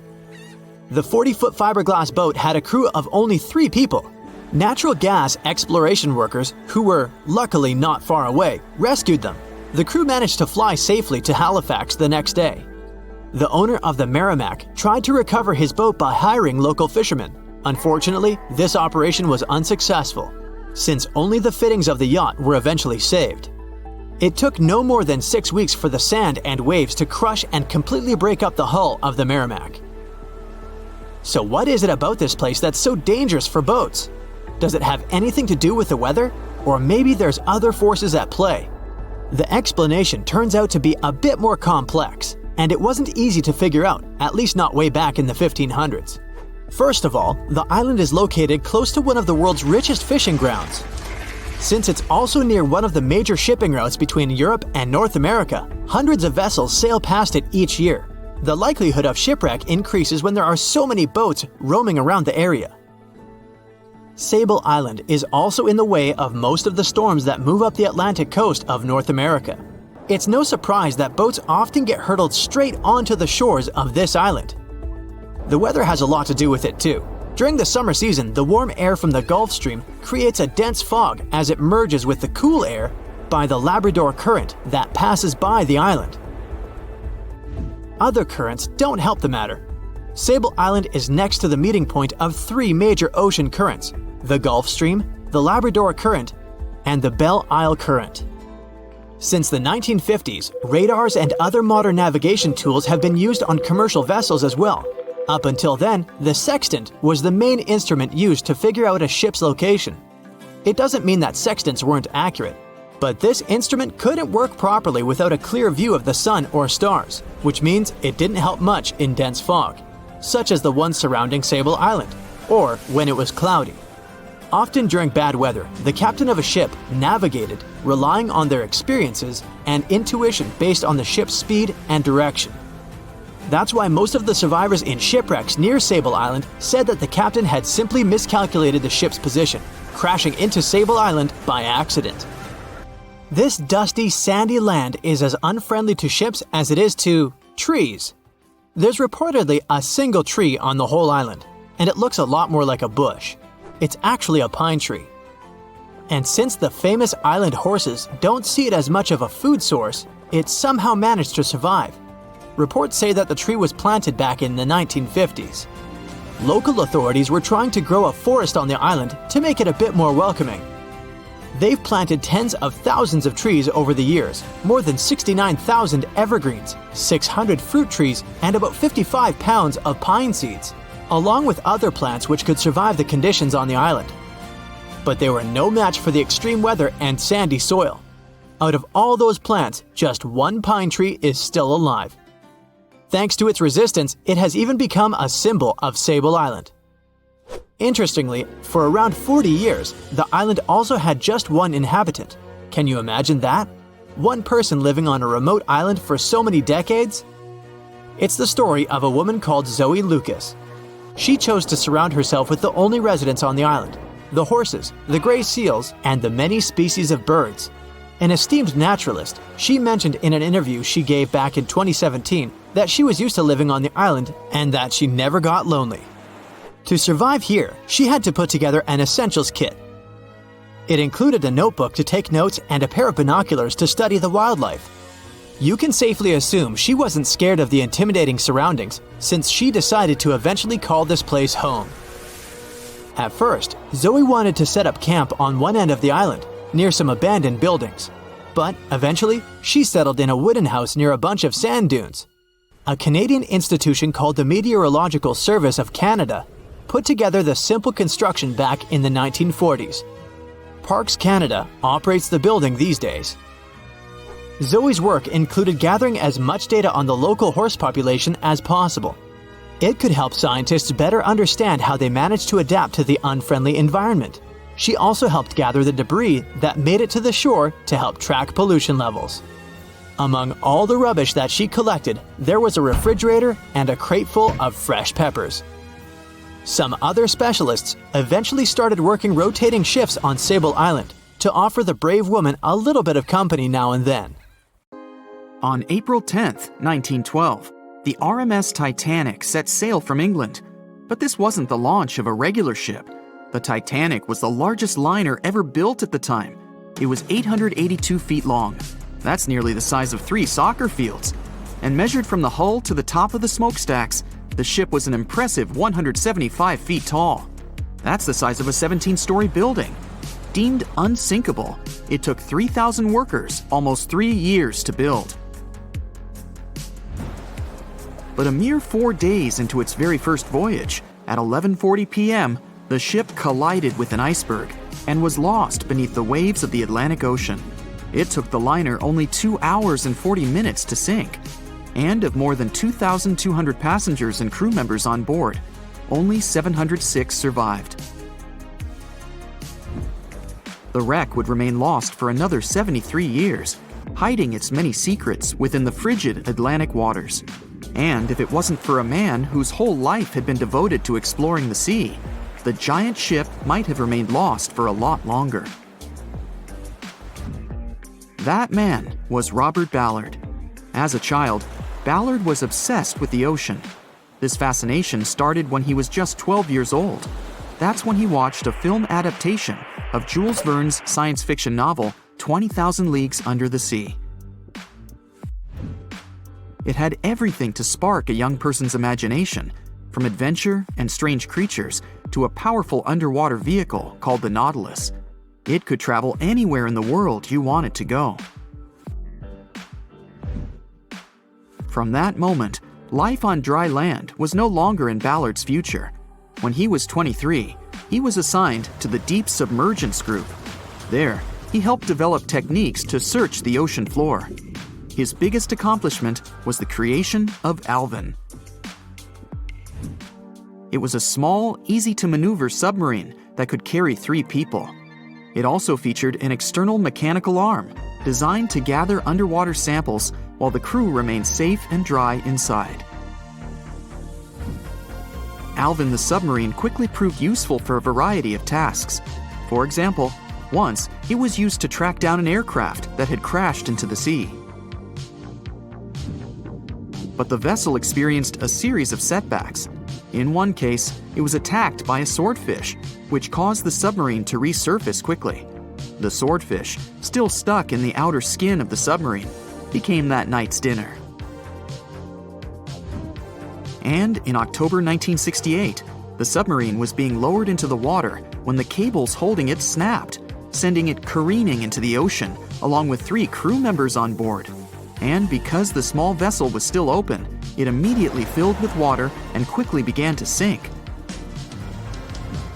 Luckily, the crew managed to escape, but Alvin was gone. Bad weather hampered multiple attempts to recover the vessel. It wasn't until the following year that it was finally returned to the surface. In time, Alvin would be improved.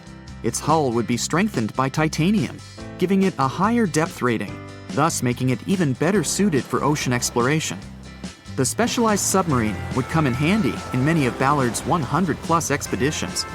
The man was one of the first to explore an underwater mountain chain called the Mid-Atlantic Ridge in the Atlantic Ocean. And when he found thermal vents in the Galapagos Rift in the late 70s, he also helped discover and document the process of chemosynthesis. That's a complicated chemical synthesis of food energy by bacteria. But his biggest discovery was still to come. Ballard claimed he'd never been a Titanic fanatic, but he eventually became obsessed with finding the ship after watching other explorers try and fail. As he said, Titanic was clearly the big Mount Everest at the time. Many others had tried, many that I thought would have succeeded or should have succeeded but didn't. Ballard began thinking about finding the ship as early as 1973, and 4 years later, he actually made an attempt. He used the deep-sea salvage vessel Sea Probe, which was a drill ship equipped with cameras and sonar. But he was forced to give up when the drilling pipe broke. It just wasn't his time. In the early 80s, a Texas oil man named Jack Grimm tried to find the wreck on 3 different occasions.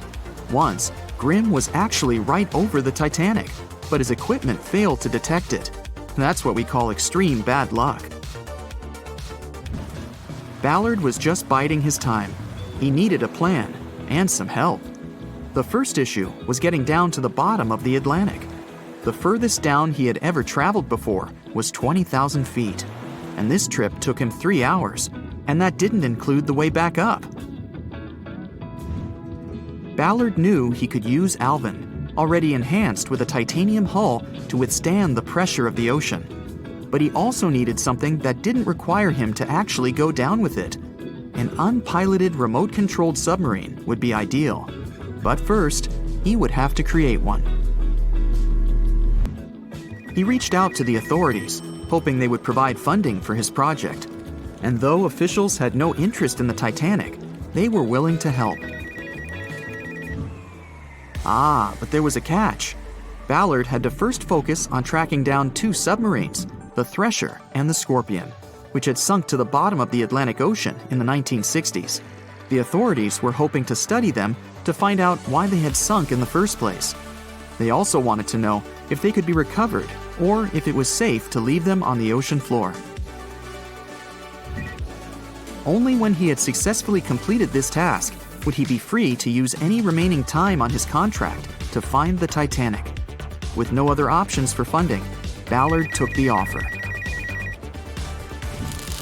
He got to work. First, he created 2 new devices. Argo was an unpiloted, deep-towed undersea video camera sled. It was designed to take photos and record videos from a series of cameras mounted on it.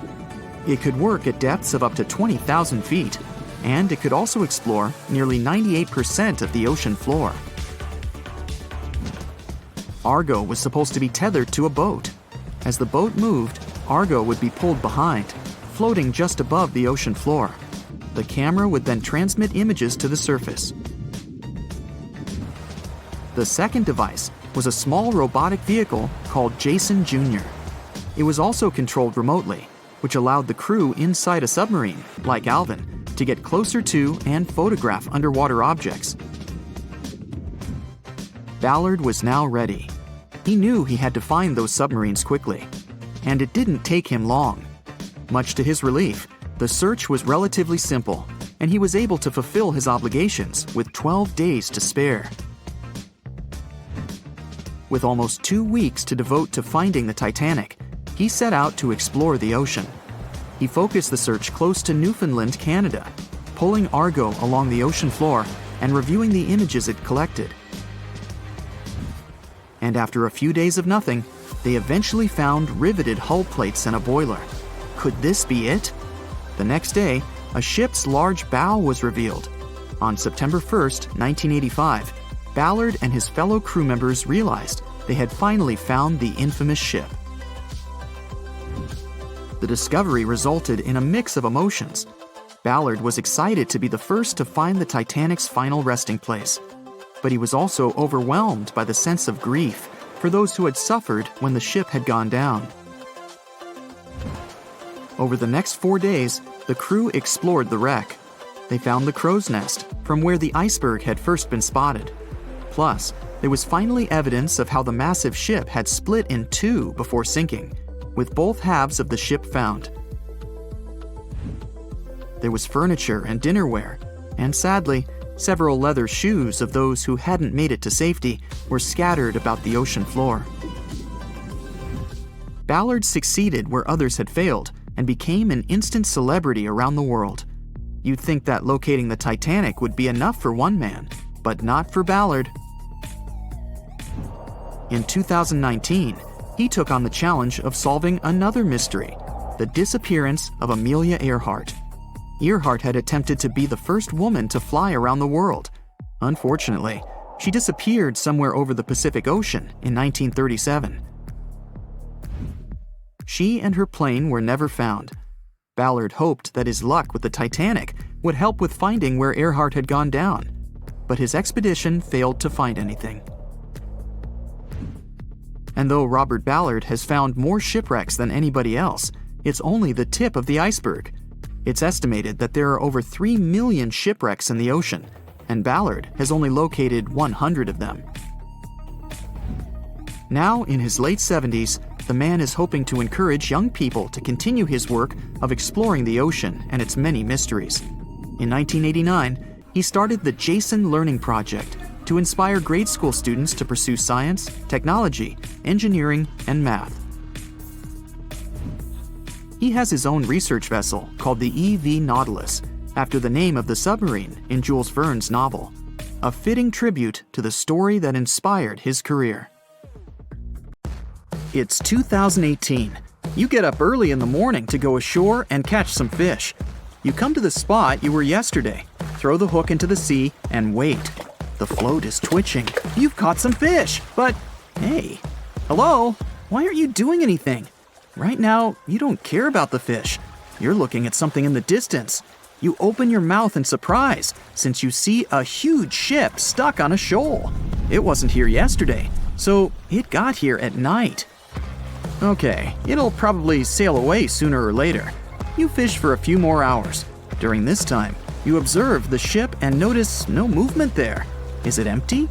Boats and the Coastal Service are sailing from the shore to the vessel. You decide to check it out too. You get in your old boat and go there. The mist descends to the water, making the ship look creepy. The colossal vessel is rusty and empty. But where is the whole crew? And how did it get there? The Coast Guard comes on board. They search the hold, the cabins, and the upper deck.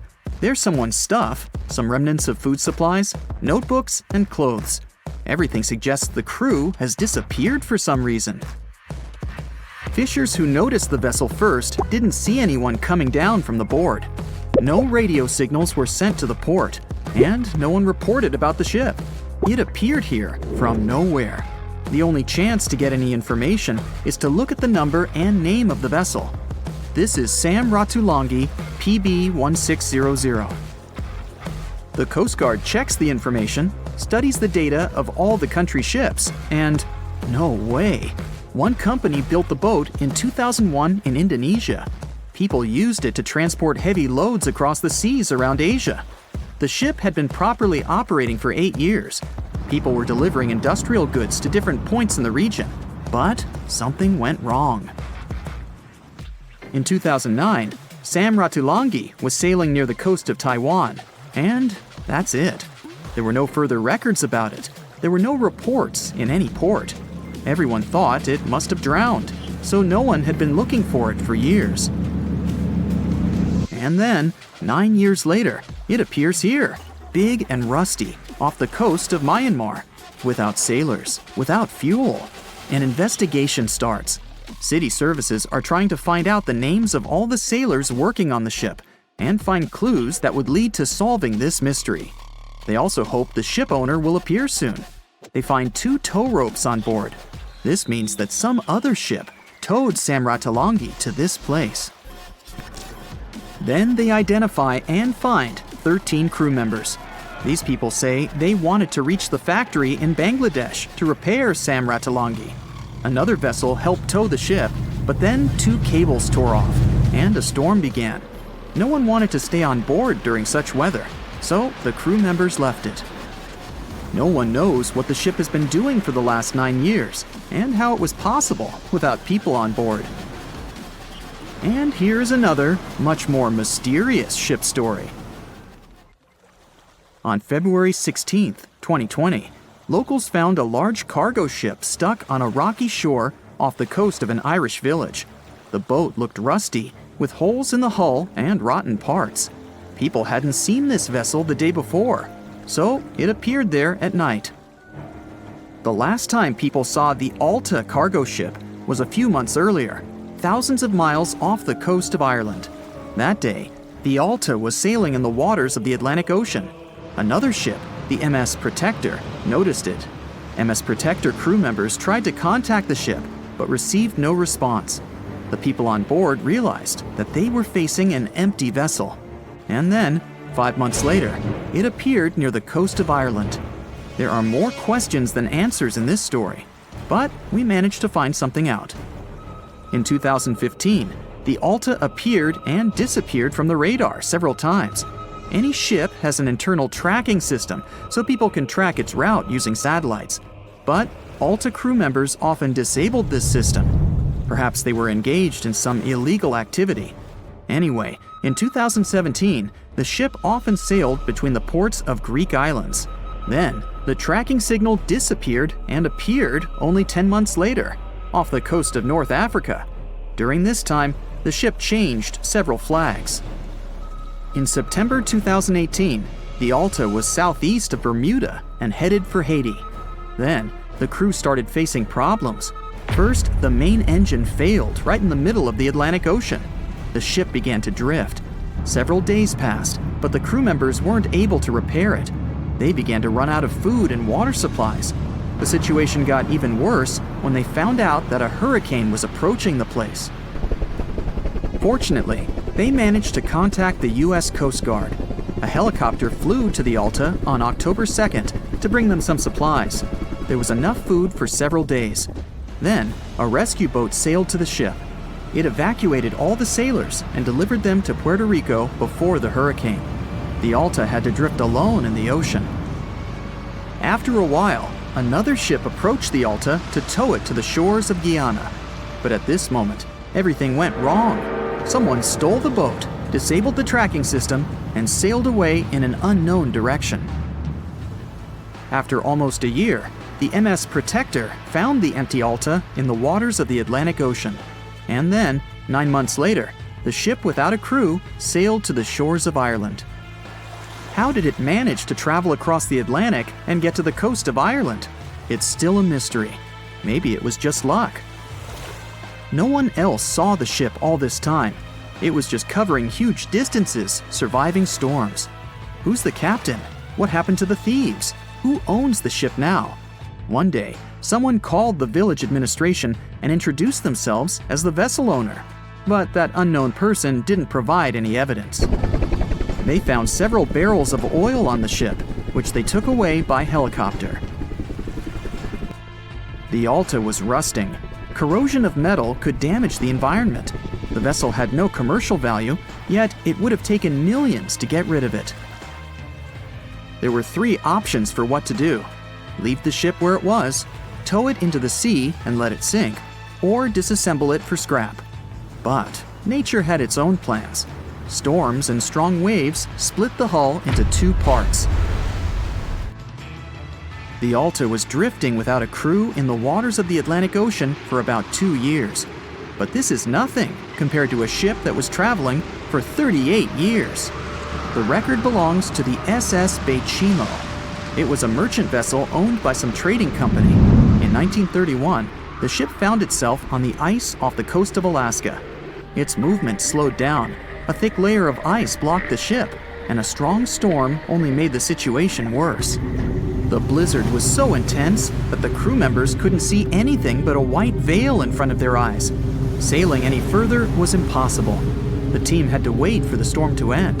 They waited for a day, 2, 3 days, a week had passed, but the snowstorm was only getting stronger. Then, one day, it grew weaker. The crew members split into 2 teams. The first team went to the nearest city. The second group, along with the captain, stayed on board. They set up camp next to the ship and waited for the blizzard, which had started again, to end. There was 0 visibility. And finally, one day, the storm was over. Great! And now, wait a minute. But where is the ship? The SS Baychimo just disappeared during the blizzard. The captain was sure that the ship had sunk, so he left along with the crew. Then, a week later, they saw the vessel drifting near the area where they had lost it. The hull was damaged so severely that it was unsafe to sail on it. Repairing the ship would be pointless and expensive, so the captain decided to abandon it. He was sure that it would go underwater sooner or later, but it stayed afloat for the next few days, the next few months, and a few years. People had reported seeing it at various points along the coast of Alaska for 38 years. The last record of the SS Baychimo is dated 1969. Those who saw it claimed the ship was completely frozen, almost merged with the ice. Some people planned to start an expedition to find the ship, but all attempts were unsuccessful. The vessel is probably lying somewhere on the deep sea floor. Two sailors were traveling not far from the infamous Bermuda Triangle when they noticed a boat that seemed to be moving by itself. The sails on it were down and the motor wasn't running. One of the men was Matt Rutherford, the first man to ever sail non-stop on his own around North and South America, who has seen a lot during his voyages. But this one was spooky even for him. An awfully abandoned boat that could be hiding scary things inside. Rutherford still decided to approach and inspect the vessel to see if there was someone aboard who needed help. This story happened in 2013, but the sailors waited for 10 years before they published the footage. The ghost ship, which turned out to be named Wolfhound, looked like an upscale one, and it probably cost hundreds of thousands of dollars. It seemed like whoever abandoned it was leaving in a rush. There were clothes and other personal belongings all over the main cabin. Some parts of the ceiling had fallen and some drawers had popped open. Rutherford was afraid to open doors in cabins, so he carefully searched the boat step by step, and luckily found no people who would need help. The sailors decided to tow the ghost ship back to Bermuda. It wasn't easy because Wolfhound was bigger and heavier than their boat. After days at sea, the crew was running low on fuel and asked a passing freighter to stop and give them some gas. They kept pulling Wolfhound with just sail power until the tow line got wrapped around the rudder, and they realized they could get stranded in the Bermuda Triangle. So they had to abandon the ship. After another 23 days in the Atlantic, they finally reached Bermuda. As it turned out later, the mysterious ghost ship belonged to an Irish yacht club member. It got caught in a storm with waves that were 20 feet high and super strong winds, and couldn't continue its voyage. A Greek cargo ship rescued the crew, but they had to leave the ship. Rutherford and his crew found the yacht 9 weeks later. Wolfhound is one of more than 50 ships and 20 planes that disappeared in the Bermuda Triangle since the mid-19th century. The first ship, at least officially documented, was the USS Pickering. It departed from Delaware to the West Indies in 1800. There were 70 people aboard. No one ever heard anything from them ever since. And perhaps we'll never know what exactly happened to them and where the ship is now. The largest ship that has ever disappeared in this mysterious area is the USS Cyclops. In March 1918, carrying a crew of 306 people, the USS Cyclops left Barbados and headed home to Baltimore. It had tons of dense manganese ore on board, which was used in steelmaking. Something happened during its 9-day voyage when it was passing through the Bermuda Triangle. The last message from Cyclops said, "Weather fair, all well," and then it disappeared forever, without even an SOS signal.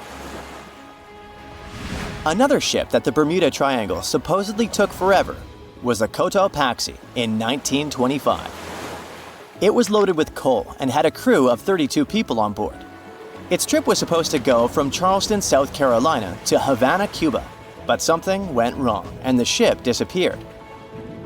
Recently, scientists discovered that the Cotopaxi was lying at the bottom of the ocean about 35 miles from St. Augustine, Florida. Divers who like to go down to the wreck nicknamed this spot the Bear Wreck, but didn't realize they were exploring the remains of the Cotopaxi. One of them, Michael Barnett, was trying to identify the wreck for over 15 years. He carefully measured different parts of the shipwreck that survived underwater with his team. When they compared these measurements with old blueprints of the Cotopaxi, they saw that everything matched up perfectly. The size and position of the boilers were exactly as described in the blueprints. This helped them confirm that they had found the Cotopaxi, and it looks like there was nothing mysterious about its disappearance. It was a combo of bad maintenance, poor care, and rough weather. Many of the hatches used to access the cargo hold where the coal was stored were either broken or missing. This meant that if the ship ran into a storm, water would easily get into the cargo hold, and the ship would get unstable and sink. As the Cotopaxi sailed off the coast of Florida, it met a tropical storm. Just before it disappeared, it sent out a distress call. It was near St. Augustine, so all the puzzle pieces fell into one place. People have come up with all kinds of ideas to explain what might be happening in the Bermuda Triangle. The wildest one is that spaceships from other planets are taking these ships and planes away. Or maybe it has something to do with the lost city of Atlantis, a legendary underwater city. But there are also more rational explanations, such as the fact that this area often has wild and unpredictable weather, with sudden storms and water spouts. For hundreds and hundreds of years, sailors have told stories about giant rogue waves that seem to come out of nowhere in the open ocean. It sounded like a tale in the past, but in the last 20 years, satellites have spotted these freak waves, some of them reaching over 100 feet tall. Storms from the Gulf of Mexico can hit the Bermuda Triangle area and create such rough and unpredictable waves. Scientists built a model of the USS Cyclops and put it in a wave simulator. They say that even a rogue wave 50 feet tall would be enough to flip over that ship. It had a flat bottom and was less stable and more likely to tip. There are also lots of hills and deep valleys on the ocean floor, which can be dangerous if a ship isn't navigating carefully. Sometimes things can go wrong with engines, communication systems, or other equipment. If a plane or ship has a mechanical problem far from land, it can be really hard to get help quickly, especially if rescue teams are far away. The Bermuda Triangle also has magnetic anomalies, so in some parts of it, the compass might point in the wrong direction. And then there are human mistakes, like misjudging distances, making wrong turns, or not listening carefully to directions. This is what happened to Flight 19, a group of planes that went missing. The leader of the flight, Lieutenant Charles Taylor, decided to fly into bad weather without all the equipment they needed. He was also tired, so it was really hard for him to make good decisions. Disappearances in the Bermuda Triangle don't really happen more often than in other parts of the Atlantic Ocean, where a lot of ships and planes travel. They just attract more attention and talks. You still won't find the Bermuda Triangle on any map, and it doesn't have official borders. So we might never be able to solve its mystery because we can't be sure it even exists. But maybe we need to be worried about another Bermuda Triangle, the one up in space. This space triangle doesn't make things completely disappear, but it messes with the equipment on the spacecraft, causing glitches and makes things stop working for a while. The Bermuda Triangle of Space, which is more officially known as the South Atlantic Anomaly, is a unique area above the Earth that stretches over parts of South America and Africa, from Chile all the way to Zimbabwe. It sits right where a part of Earth's magnetic shield is weaker than usual. When a satellite passes through this area, thousands of high-energy particles, especially protons, hit every square inch of it every second. To keep satellites safe from this radiation, Space agencies often put them in sleep mode when they pass through the SAA. The Hubble Space Telescope passes through the SAA about 10 times a day and spends about 15% of its time in sleep mode because of this anomaly. Even astronauts on the International Space Station, ISS, which also travels near this zone, have to be careful about radiation. Parts of the ISS, like the kitchen and sleeping areas, have extra shielding to protect them. On a fine summer night of August 30th, 1892, a shipping magnate took his family for a cruise on Lake Superior. They were traveling on the Western Reserve, which was supposed to be one of the safest ships of its day. It was made of a type of steel like that used to construct the infamous Titanic, and it ended up with a similar tragic destiny. The ship broke in two and was found only 132 years later, in 2024. The 300-foot steamship was the first steel-plated freighter on the Great Lakes. One newspaper called it the Inland Greyhound because of how quickly it cut through the water. Peter H. Minch was the owner and inventor of this vehicle, which had been built just 2 years earlier in Cleveland. On the night of its last voyage, the ship set off toward Two Harbors, Minnesota. Minch brought along 5 of his family members: his wife, their 2 kids, his sister-in-law, and his niece. There were also 22 crew members aboard. It was a pleasant and smooth ride while they were sailing across Lake Huron. But as soon as they left Whitefish Bay, the lake turned wild, and the crew had to drop anchor for a while. Later that evening, as they entered Lake Superior around 9 p.m., a fierce summer storm moved in with powerful winds and crashing waves. Then disaster. The ship began to split in two. Within just 10 minutes, the Western Reserve was completely underwater. Everyone managed to get into lifeboats. The Minch family, with some crew members, took the wooden one, and the remaining 10 people got into the metal one. But the storm was so brutal that the metal boats sank right away, and only a few made it into the other lifeboat. That second boat floated for the next 10 hours. A steamship passed by, but didn't notice or hear the people calling for help. Around 7 o'clock the next morning, the lifeboat got within a mile of shore near Deer Park, Michigan. They were so close to safety, but sadly, the lifeboat flipped too, and they all ended up in the freezing water. The only survivor of this tragedy was 24-year-old Harry Stewart, the ship's wheelsman. He swam a full mile through the freezing water and made it to shore, almost unconscious but alive. He later mentioned he survived only thanks to a heavy-knit, close-fitting pea jacket. The Western Reserve was lost for over 100 years until a couple of determined explorers finally tracked it down. They spent over 2 years searching non-stop for the wreck off Michigan's Upper Peninsula. Daryl and Dan Erdl found it using a side-scan sonar that looks half a mile out on each side. One day, they saw a tiny blip on the left side of the scan. It was small, but Daryl measured the shadow, noticed that it was about 40 feet tall, and realized it must be something important. So they turned back and scanned directly over the spot. They saw cargo hatches and the wreck that looked like the ship had snapped in two, with one half lying on top of the other in an almost impossible position. Each piece measured around 150 feet long, and once they checked the width, they knew for sure that they had just found the legendary Western Reserve. Historians are still not sure why the vessel, that was supposed to be unsinkable, suddenly snapped in half, but they have a few solid theories. One idea is something called hogging. It happens when the ship rides up over a giant wave and the bow and stern are left hanging in the air with nothing underneath to support them. That puts a large amount of pressure on the middle, and it bends down like a stick when you're pulling both ends. Another plausible reason concerns the steel the vessel was made of. Back then, steel was the hot new substitute for iron. But quality control wasn't perfect. Some steel plates weren't made very well, which could have caused a serious weak point in the ship's body. There's also the chance that the ship didn't have enough ballast, which is the weight used to keep it stable, or maybe it wasn't balanced correctly.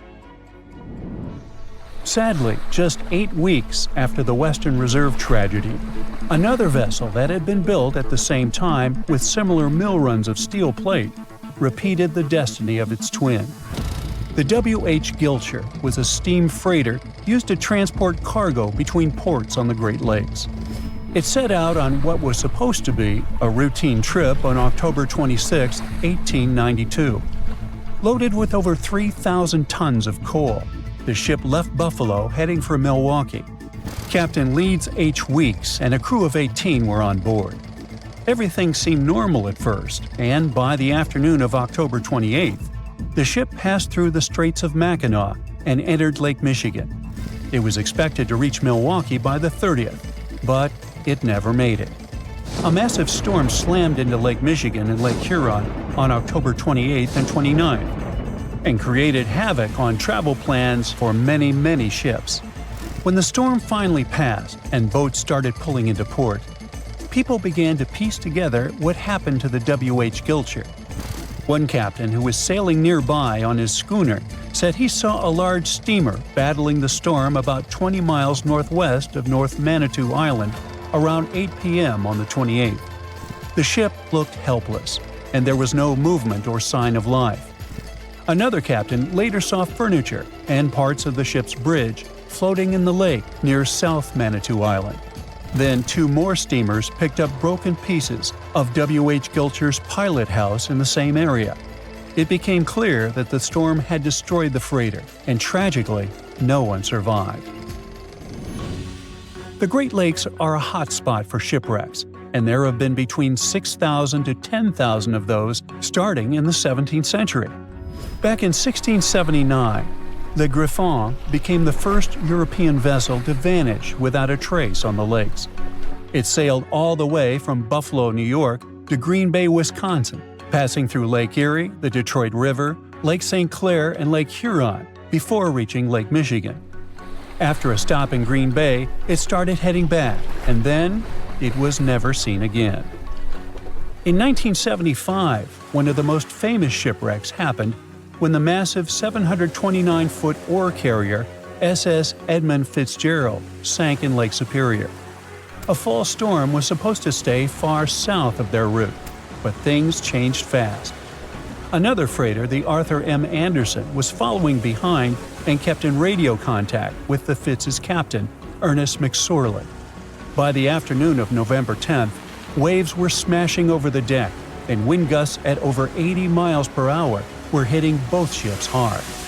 By 7:20 p.m., the Anderson couldn't reach the Fitzgerald by radio anymore, and it had vanished from radar. There was no distress call, no warning. The huge ship had just disappeared. Later, search crews found the wreck over 530 feet under the surface, broken into 2 giant pieces.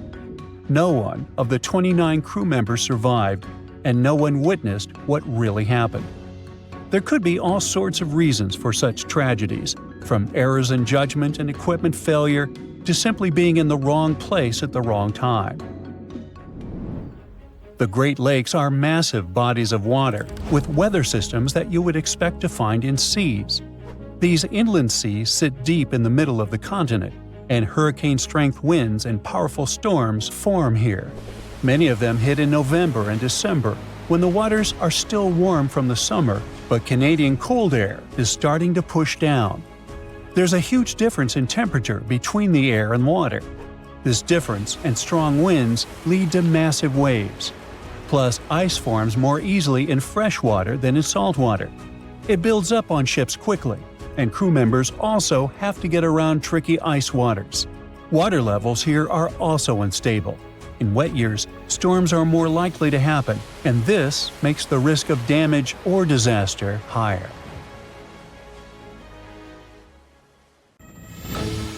As an experienced sailor and the first man to ever sail non-stop on his own around North and South America, Matt Rutherford has seen a lot during his voyages.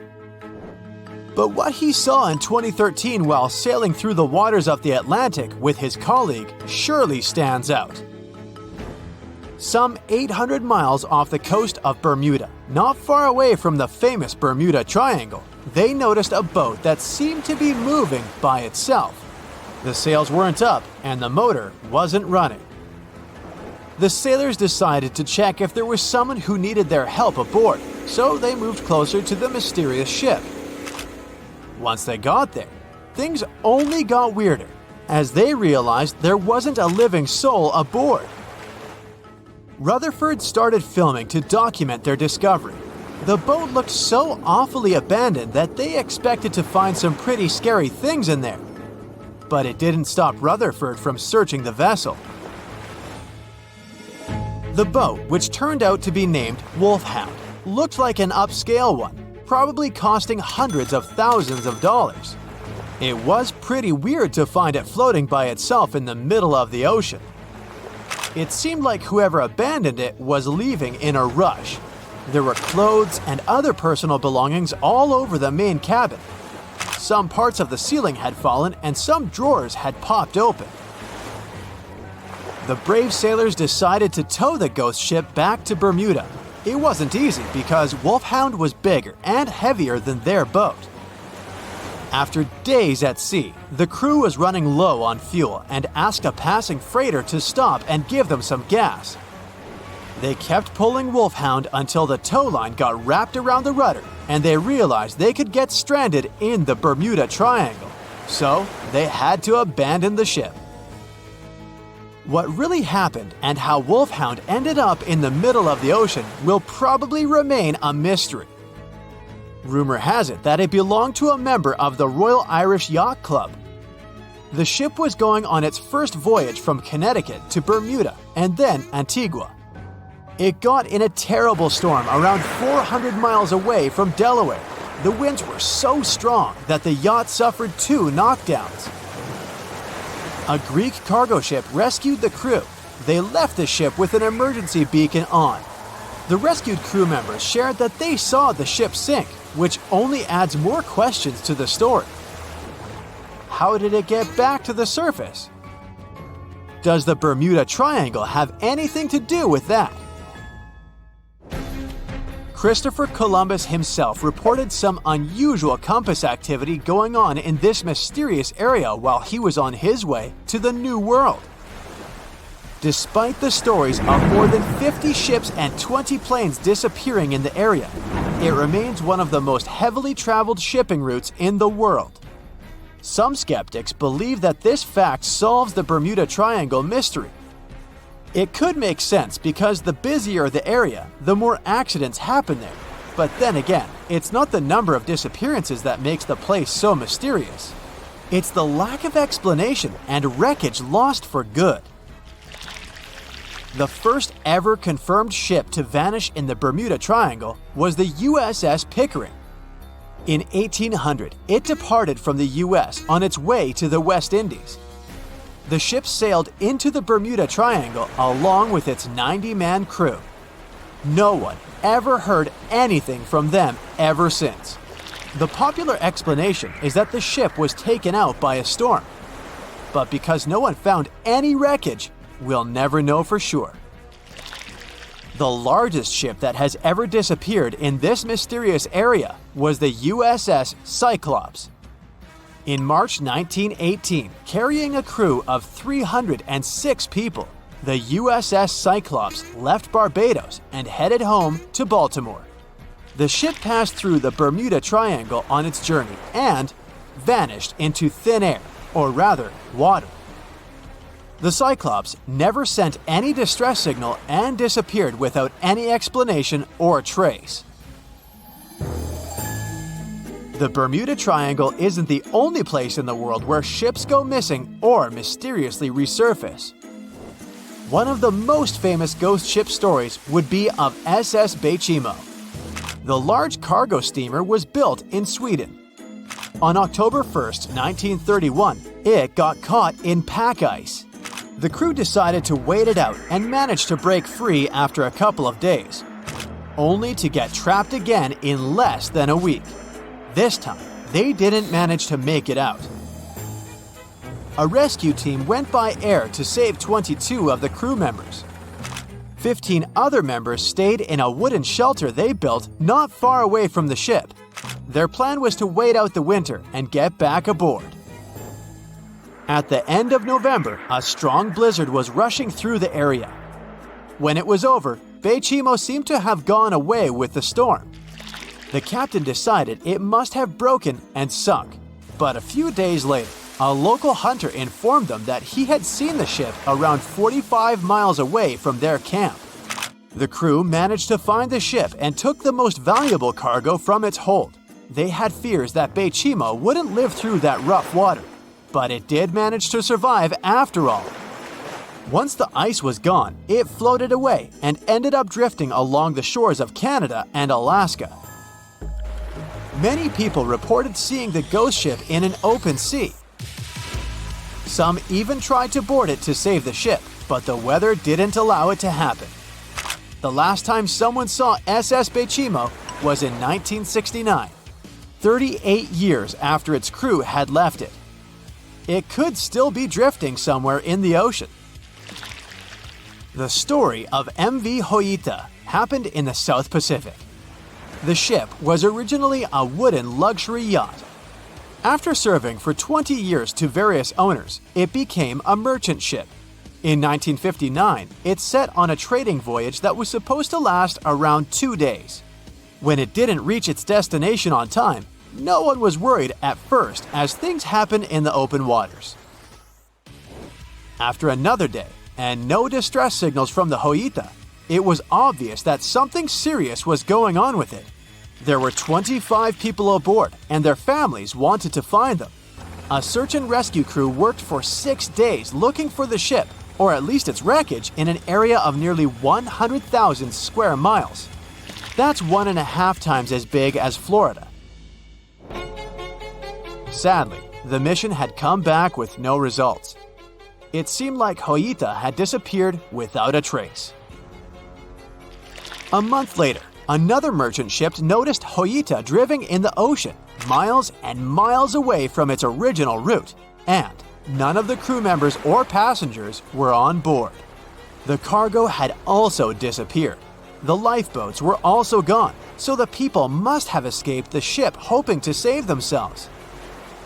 It turned out that the crew had been trying to get help as they tuned the radio to the International Distress Channel.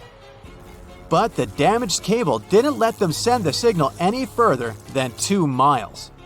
It also looked like when they were leaving the ship, the crew took the logbook with them, and we still don't know what exactly happened to Hoita. Family members of those who were on board are still looking for answers. One professor claims it must have been a corroded pipe that leaked and flooded the vessel, but we'll most likely never know for sure. In the Pacific Ocean, near Japan, there is an area nicknamed the Devil's Sea. It's believed to be one of the 12 vile vortices around the Earth. Some people claim that vile vortices have weird things going on in them because the pull of the planet's electromagnetic waves is stronger there than anywhere else. The most famous ship that disappeared in the area was a fishery patrol vessel in 1952. The ship went there to investigate the vessels that went missing previously and disappeared along with 31 crew members. Scientists who don't believe it was a mysterious disappearance blame the underwater volcano eruption for what happened. The unsinkable Titanic didn't go down peacefully, which made finding its final resting place all the more difficult. The world-famous RMS Titanic sank in 1912, but was only discovered in 1985 on a secret mission. Although people back in the early 1900s had the approximate location of where the Titanic was, they didn't have the right technology to find it. As it went under, the ship sent several CQD signals, standing for Come Quickly, Distress, to a nearby ship named Carpathia. Come at once, we have struck a berg. It's a CQD, old man, were some of the final words transmitted from the Marconi wireless on the ship.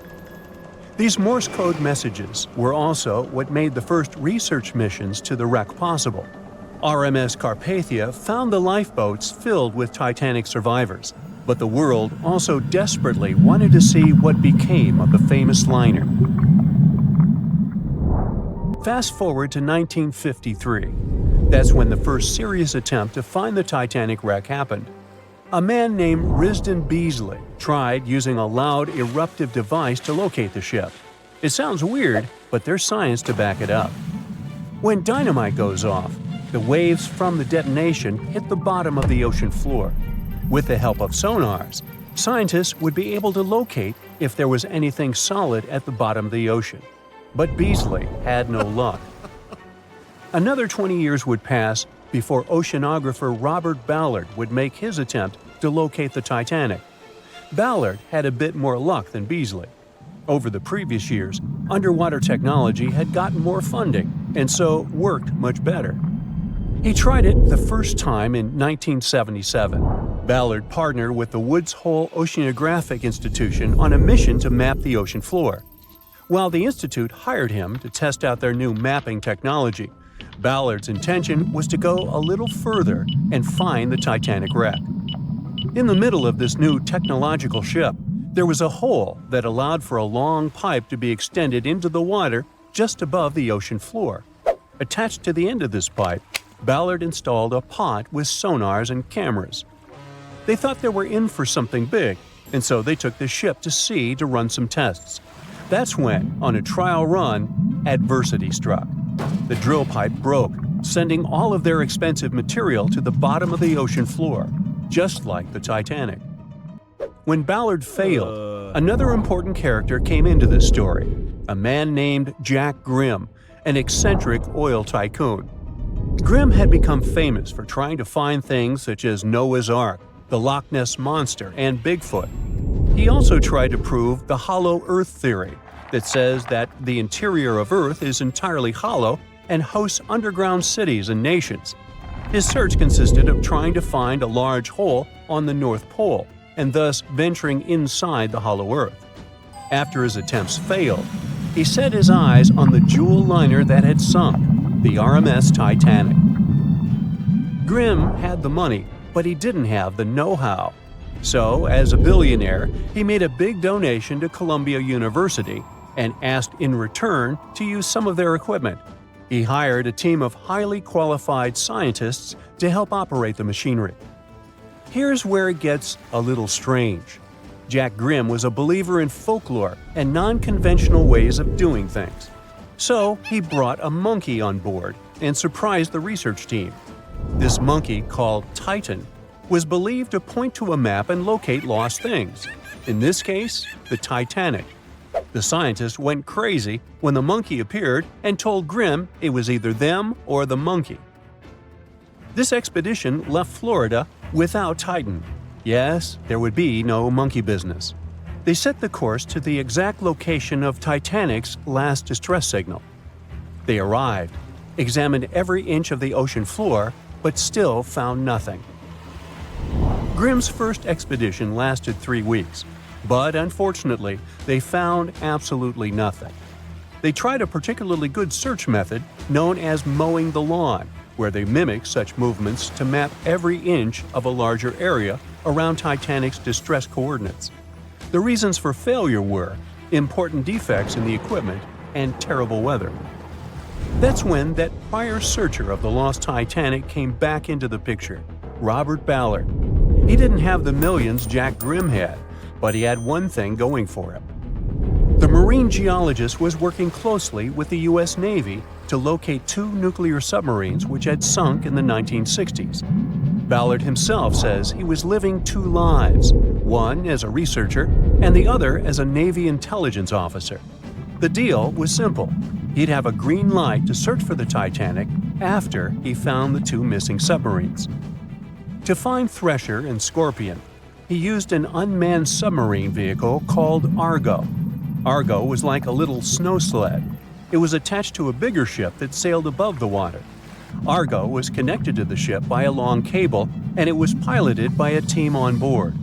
The sled had sonars and cameras that provided real-time imaging of the ocean floor, so it was a real advancement on other attempts.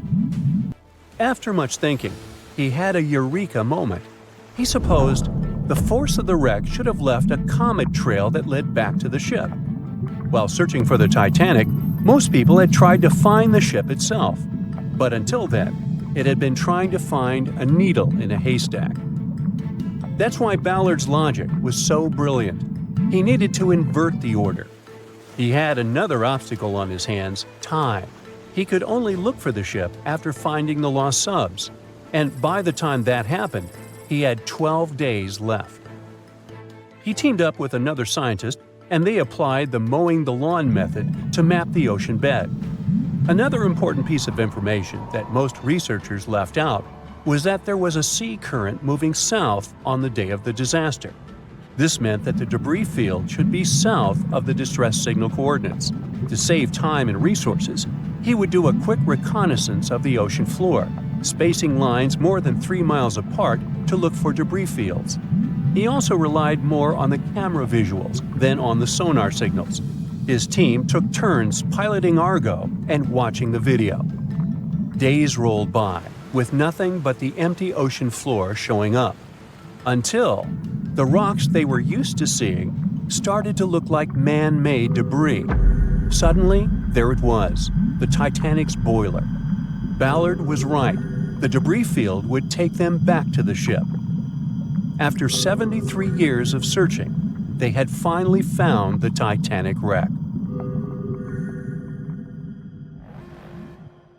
April 1912 marked one of the most terrible tragedies in the history of the world.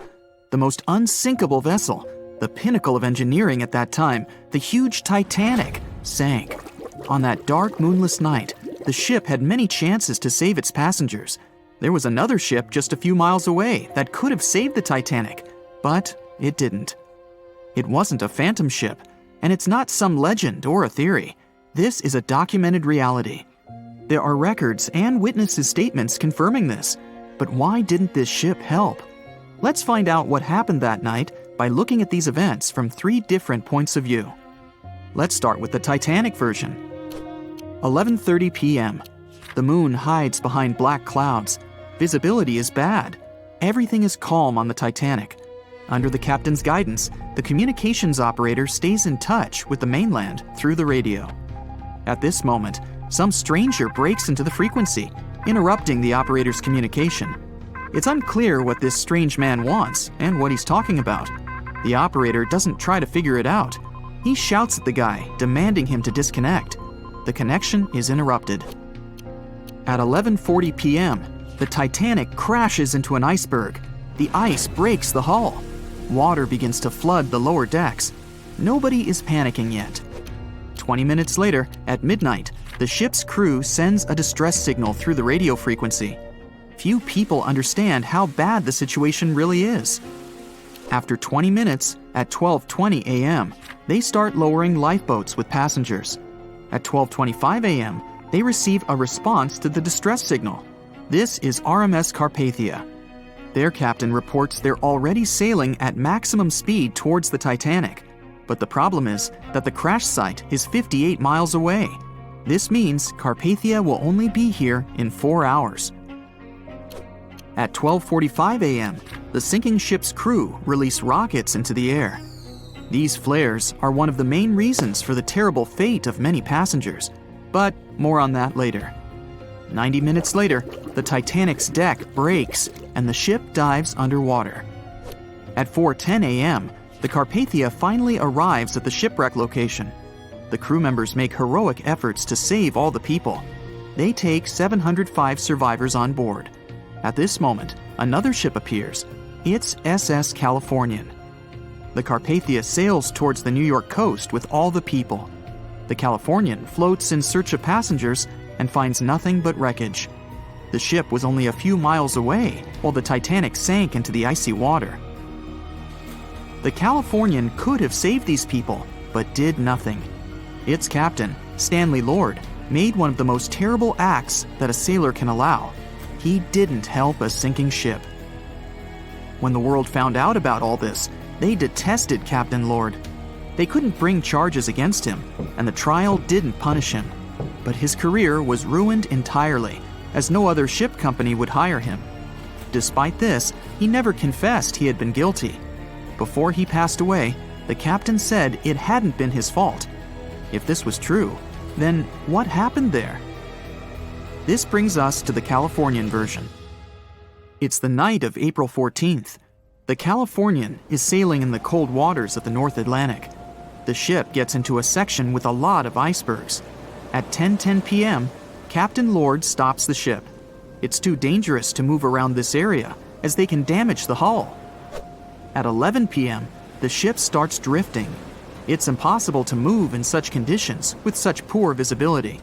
The captain knows that the Titanic is coming here, so he orders the radio operator to warn the ship about the danger. Radio operator Evans turns on the receiver and tries to contact the Titanic. He spends about 30 minutes on it. The connection is finally established. At this moment, the Titanic radio operator is speaking with the mainland. Evans interrupts this conversation and tries to warn the ship about icebergs. The operator doesn't understand Evans' words. He's annoyed because Evans broke into the channel so brazenly. He shouts at Evans and cuts the connection. Tired, Evans turns off the receiver and informs his superiors about the incident. It's still a mystery how the captain reacted to this news. He probably thought the Titanic knew about the danger. He lets Evans go to bed. If Evans hadn't turned off the radio and waited 1 hour, he would have heard a distress signal from the Titanic. But you shouldn't blame him. At this point, he has no official reason to stay at the transmitter. Evans is too exhausted and can't fight drowsiness. So, Evans goes to bed. The Titanic begins to sink. Its captain sends a distress signal. The operator on board the Carpathia catches it, but the Californian doesn't, since the receiver is turned off. Captain Lord can't sleep. He feels that something is wrong. Meanwhile, the Titanic is rapidly sinking under the water. The captain gives the order to launch rockets into the air. And here is where one of the critical mistakes takes place. They release warning lights, but they are not red. The crew forgot to take red rockets on board for some reason, so they lit up the sky with a bright white light. If you need to send a distress signal, you need to release red lights. Captain Lord sees these lights, but doesn't perceive them as a cry for help. It can't be that there are no standard red rockets on such a massive ship as the Titanic. But, unfortunately, it can. Captain Lord thinks the Titanic is sailing away. Perhaps there is some unknown reason behind those white lights, but he doesn't really know. So, Captain Lord has no idea that the Titanic is sinking. He still decides to contact the ship, but this time, not through radio communication. Captain Lord doesn't wake up the radio operator and sends a signal to the Titanic through a signal lamp. It's important to understand that many old-school captains didn't take radio communication seriously. They didn't understand the value of this technology. That's why Captain Lord doesn't wake up Evans. He sends light signals, but the Titanic doesn't respond. Many survivors later mentioned seeing the flashing lights of the Californian, but there was nothing they could have done. The ship's crew doesn't hear their cries for help. At 2:20 a.m., the Titanic completely goes underwater. A little more than 2 hours later, radio operator Evans wakes up and turns the transmitter on. He hears many rescuers talking about the sunken ship. Evans understands everything. He reports this to the captain. At that moment, the Californian immediately heads to the wreck site. They meet Carpathia there. With the survivors on board, it sails towards New York. The Californian stays sailing and looking for people. They find nothing but wreckage. The Californian returns to the mainland. The news about the ship that could have saved the Titanic is spreading all over the country. The trial begins. Captain Stanley Lord and the crew tell their version. They say their ship had been standing still. Many people don't believe them, and some of the surviving passengers claim to have seen the Californian sailing by. Still, the judge declares them innocent. 1962. Captain Stanley Lord is a very old man. He calls a notary to confess something. The captain makes his last remark about this case. He swears he's not guilty. But if it wasn't the Californian sailing past the Titanic at that moment, then what? The Samson theory could answer that question for us. The sealing ship Samson is sailing in the cold waters of the North Atlantic. The crew aren't sleeping. They carefully study the surroundings, but not because they're afraid of icebergs. They're scared of meeting with the US Coast Guard. The Samson ship's crew catch seals, which is illegal. At 12:45 a.m., Samson's captain sees white signal rockets. The team is sure it's the Coast Guard.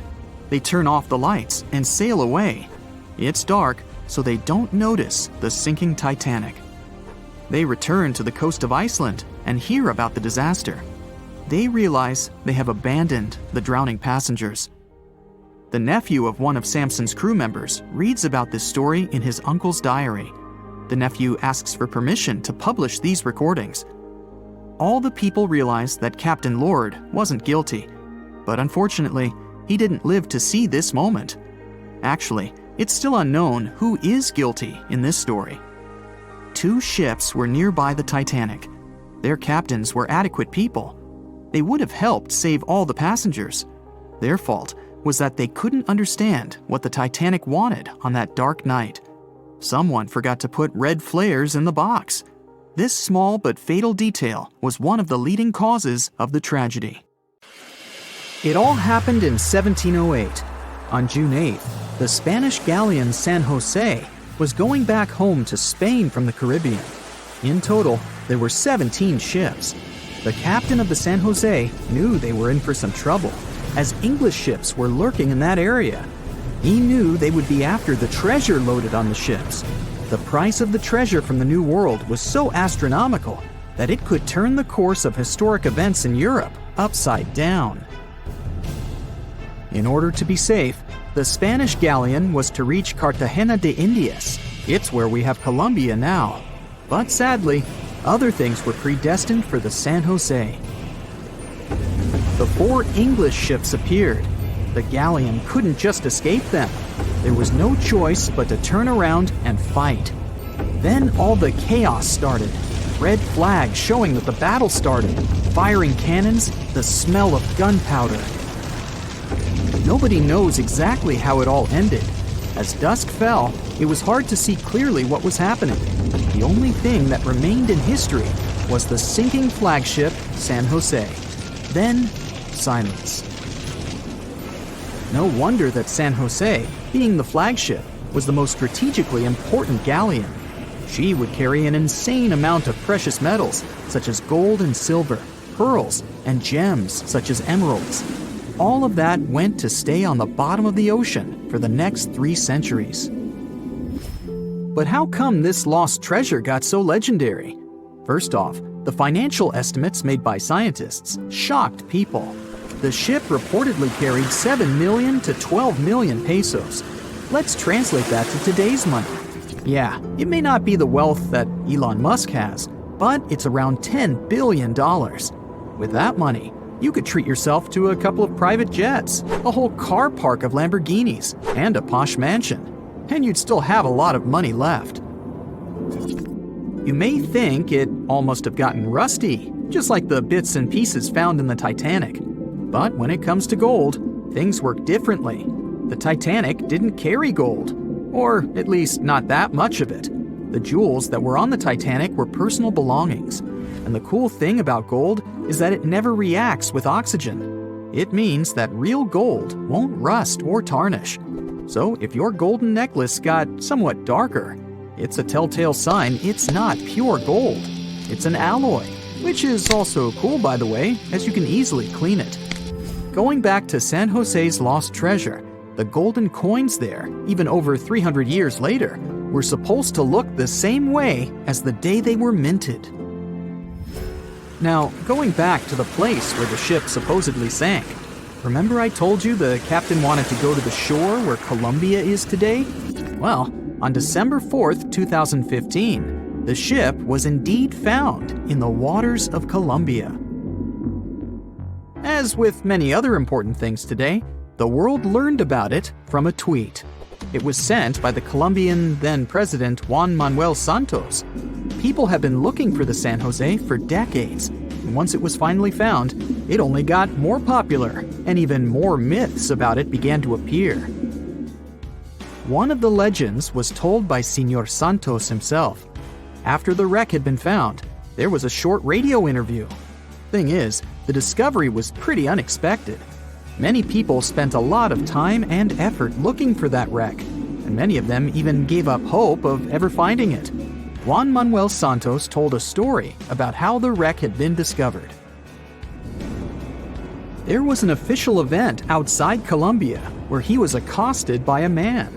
He looked like the famous writer Hemingway. He sported a white beard and had white hair. The only thing that Hemingway-looking man wanted was 2 minutes of Santos's time. The president conceded and listened to the man. What happened next was unbelievable. The man pulled out an antique map, more precisely, a carefully framed copy, and told the president that no one else knew about it. The man pointed to one exact spot. He said that it was the exact location of the treasure, and that place didn't appear on any other map. He guaranteed that he knew where the treasure was. The story sounded crazy and swashbuckling. Whoever that man was, he turned out to be right. His identity remains a mystery for everyone, but somehow that man found the funding, determined the area to be inspected, and even made his way to meet the president. Right, the San Jose was stuffed with gold, and whoever found it would get filthy rich for the rest of their life. But let's face it, there's no way an ordinary person could ever discover such a treasure, as it requires too much effort and too much funding. But what if you're into treasure hunting, and you want to go and find some treasure chests somewhere? Well, I guess I have a story about ordinary people looking and even eventually finding real treasure. Meet Forrest Fenn, an eccentric millionaire who hid a $1 to $5 million treasure. The exact worth was unidentified. You see, even Mr. Fenn himself said he never tried to appraise it. Inside the chest, there were 265 American gold eagles and double eagles, ancient coins, gold nuggets, you name it. Forrest stashed the chest in the Rocky Mountains and announced the treasure hunt back in 2010. Now let's focus on a map for a little bit and see how vast the Rocky Mountains are. Basically, the treasure hunters were supposed to sweep the two countries, both the USA and Canada. At first, it was a small treasure hunt with only a couple of people who knew about it. But sometime later, there was pretty much a competition, as tens of thousands of people set off to look for the treasure. There was research stating that over the decade, about 350,000 people tried their luck looking for the mystery chest. To announce the hunt, Forrest Fenn used a poem made up of 24 lines. The poem had some hints in it that most treasure hunters failed to decode. It was so well hidden that it took 10 years to finally discover it. There was also a blog called Thrill of the Chase, and on June 6, 2020, Mr. Fenn finally posted the long-awaited news. The treasure had been found. Forrest himself admitted that anyone who read the instructions from the poem carefully could find the treasure. The poem created a lot of buzz on the internet, with many users trying to decode the 9 hints the poem had. Some of them even suggested the possible keys to decode the puzzle. Those speculations might have helped the person who eventually found the treasure. At first, even Forrest Fenn himself didn't know who cracked all the codes in the poem, made it through the dense forest, and retrieved the chest. The lucky finder preferred to stay anonymous, and all we initially knew was that it was a man from the eastern United States. The winner sent a photograph to Forrest Fenn, and thus the treasure hunt was officially over. Sometime later, though, he revealed himself. It was Jack Stewart, a former journalist and medical student. The treasure was hidden under a canopy of stars in a forest in the Rocky Mountains. The vegetation there is lush, so the chest was hidden deep within. The chest had never been moved from the place where it was originally hidden. The exact location is still unknown, but we know that the treasure was hidden in Wyoming. Jack admitted that not all the advertised treasures were found in the chest. A small gold frog on a necklace and a Spanish emerald ring were missing. Forrest indeed found the frog in his collection and gave it to Stuif, but he failed to find the ring. The treasure hunt created by Forrest Fenn may seem extravagant, but he explained why he decided to start it. The only thing he claimed to have in mind was to give people some hope. Many scary things are hiding in the dark. When you stand on the ship deck in the middle of the boundless ocean and stare into the night distance, your imagination begins to draw terrible pictures. But it's much worse when the horror isn't hidden and fear appears in the light under the rays of the bright sun. When endless snow plains and giant icebergs start driving you mad.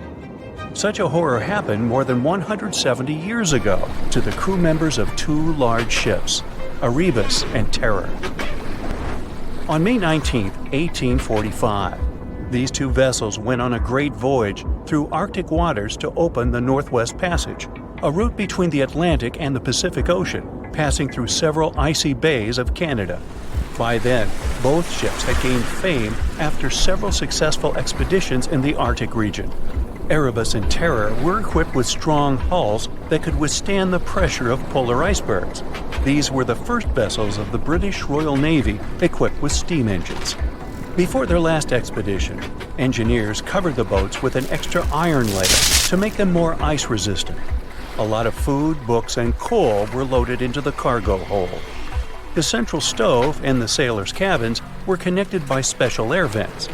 Everyone was sure that an iceberg wouldn't run the ship through.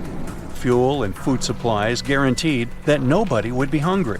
In every way, those were the most equipped ships of that time for such expeditions.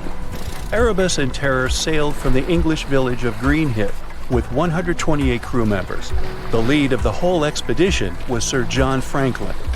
3 months later, the ships were spotted in Baffin Bay, east of the entrance to the passage, and this was the last time Europeans saw them. 3 years later, in 1848, Captain Franklin's wife, Jane Franklin, and other caring people demanded to start an expedition to find the two vessels. The search continued for several years and didn't lead to anything that would reveal the secret of this terrible expedition. They didn't find the ships, but found strange clues that caused more questions than answers. So the first strange thing was the 3 graves found on Beechey Island, located in the Canadian Arctic archipelago. The crew set up a winter camp on the island shore, and for some reason, 3 out of 129 people passed away. Then the ship set off again and got in the trap. Probably Erebus and Terror got stuck in the ice near King William Island. In the middle of a snowy plain, surrounded by cold winds and ice, the crew began to experience serious problems. According to one theory, canned food contained a lot of lead. The sailors could get poisoned by that. And another view says that they got severely sick. Apparently, when the food supplies ran out, the crews went on foot to look for help, but got lost among the snowy plains. Another strange thing was a note on the shore of King William Island in the pocket of one of the crew members. Even now, no one can understand the contents of this paper. The letter had weird words and incoherent sentences like, "All my art, Tom, for I don't think for," or "shall want some grog to wet our whistle." Many words were written backward, and some were smeared. Perhaps the note reveals a secret about the loss of the crew, but it's almost impossible to decipher it. Also, the search team found another note with more understandable records. One of them is dated May 1847. It said everything was fine and the expedition was going according to plan. Another record was made almost a year later, in April 1848. It said the ships got stuck in the ice and the crew left them. The sailors planned to go to the Back River, the Canadian River in the Northwest Territories. It was their last attempt to survive, which unfortunately ended up in failure. For more than 150 years, the fate of both ships remained a mystery. But then, in 2014, a search team found Erebus. The ship's wreckage was on the island a few feet from the water. 2 years later, another expedition discovered Terror on the seabed northwest of Erebus. However, these discoveries didn't help solve the mystery of the expedition, but added even more questions instead. Terror was located 60 miles south of the place where, according to the note, the ships were abandoned. Erebus was also in the wrong place. It's possible that the crew members left the vessel, wrote about it in a note, but then returned and sailed on. Another version says that the moving ice could move the boats. In any case, we won't know what happened to the expedition. Some associate this tragedy with mystical forces. You can see this version in TV series based on these tragic events. But most likely, the crew members found themselves in an ice trap they couldn't escape. Another famous case of the vanishing of sailors happened to the ship Mary Celeste. It was built in Canada in 1861 and named Amazon. It gained notoriety right from the very first voyages of the ship. The ship changed several captains and crashed into the rocks. The broken vessel was resold a few times before receiving repairs. After the upgrade, it got a new name, Mary Celeste, and a new captain, Benjamin Briggs. He was a brave, experienced sailor with a kind heart and high moral qualities. In November 1872, with 10 people on board, Mary Celeste sailed from New York to Italy with a valuable cargo on board. A few days later, another ship, Dei Gratia, followed it along the same route from the port in New York. Somewhere between the Azores, the captain of the Dei Gratia, David Morehouse, noticed a ship 6 miles away that was sailing too strangely. It swayed from the side like no one was holding the steering wheel. David came closer and tried to contact the people on board, but there was no response. At that moment, the captain realized that it was Mary Celeste. Together with the crew members, they climbed aboard and found that its sails were slightly torn. There was water in the hold, but it could easily be pumped out. The crew's belongings were in the cabins, and the cargo was untouched. Only one lifeboat and a chronometer, which is a navigation device, were missing. The last record in the logbook said the voyage was going according to plan. Apart from the slightly damaged sails, the vessel was in perfect condition. But something forced all the crew members to leave it. Several members of the Dei Gratia crew remained on board the Mary Celeste to deliver it to the nearest seaport. One of the versions said that the water pump in the hold could be filled with coal. Before the last trip, Mary Celeste transported a large amount of this material, and some of it could have stuck inside the pump. When the ship got into a storm, the hold flooded a little, and Captain Briggs couldn't understand how critical the situation was. There were too many barrels, so he couldn't determine the water level. It was dangerous to stay on board since the ship could sink. Therefore, the captain decided to evacuate by lifeboat. Perhaps they were close to land, and Briggs decided to sail in that direction. But the storm got stronger and sank the boat. Another version says the Dei Gratia attacked Mary Celeste and got rid of its crew to get the cargo. The court couldn't prove this, but the reputation of Captain David Morehouse was damaged, and he had difficulty finding a job after that. The story of Mary Celeste became world famous, so people created many different versions. Of course, someone claimed that something mystical had happened to the ship, but such theories have no evidence. There are so many records and documents on the internet about this case, so anyone can try to sort out the truth from the fiction. That's it for today. So hey, if you pacified your curiosity, then give the video a like and share it with your friends. Or if you want more, just click on these videos and stay on the bright side.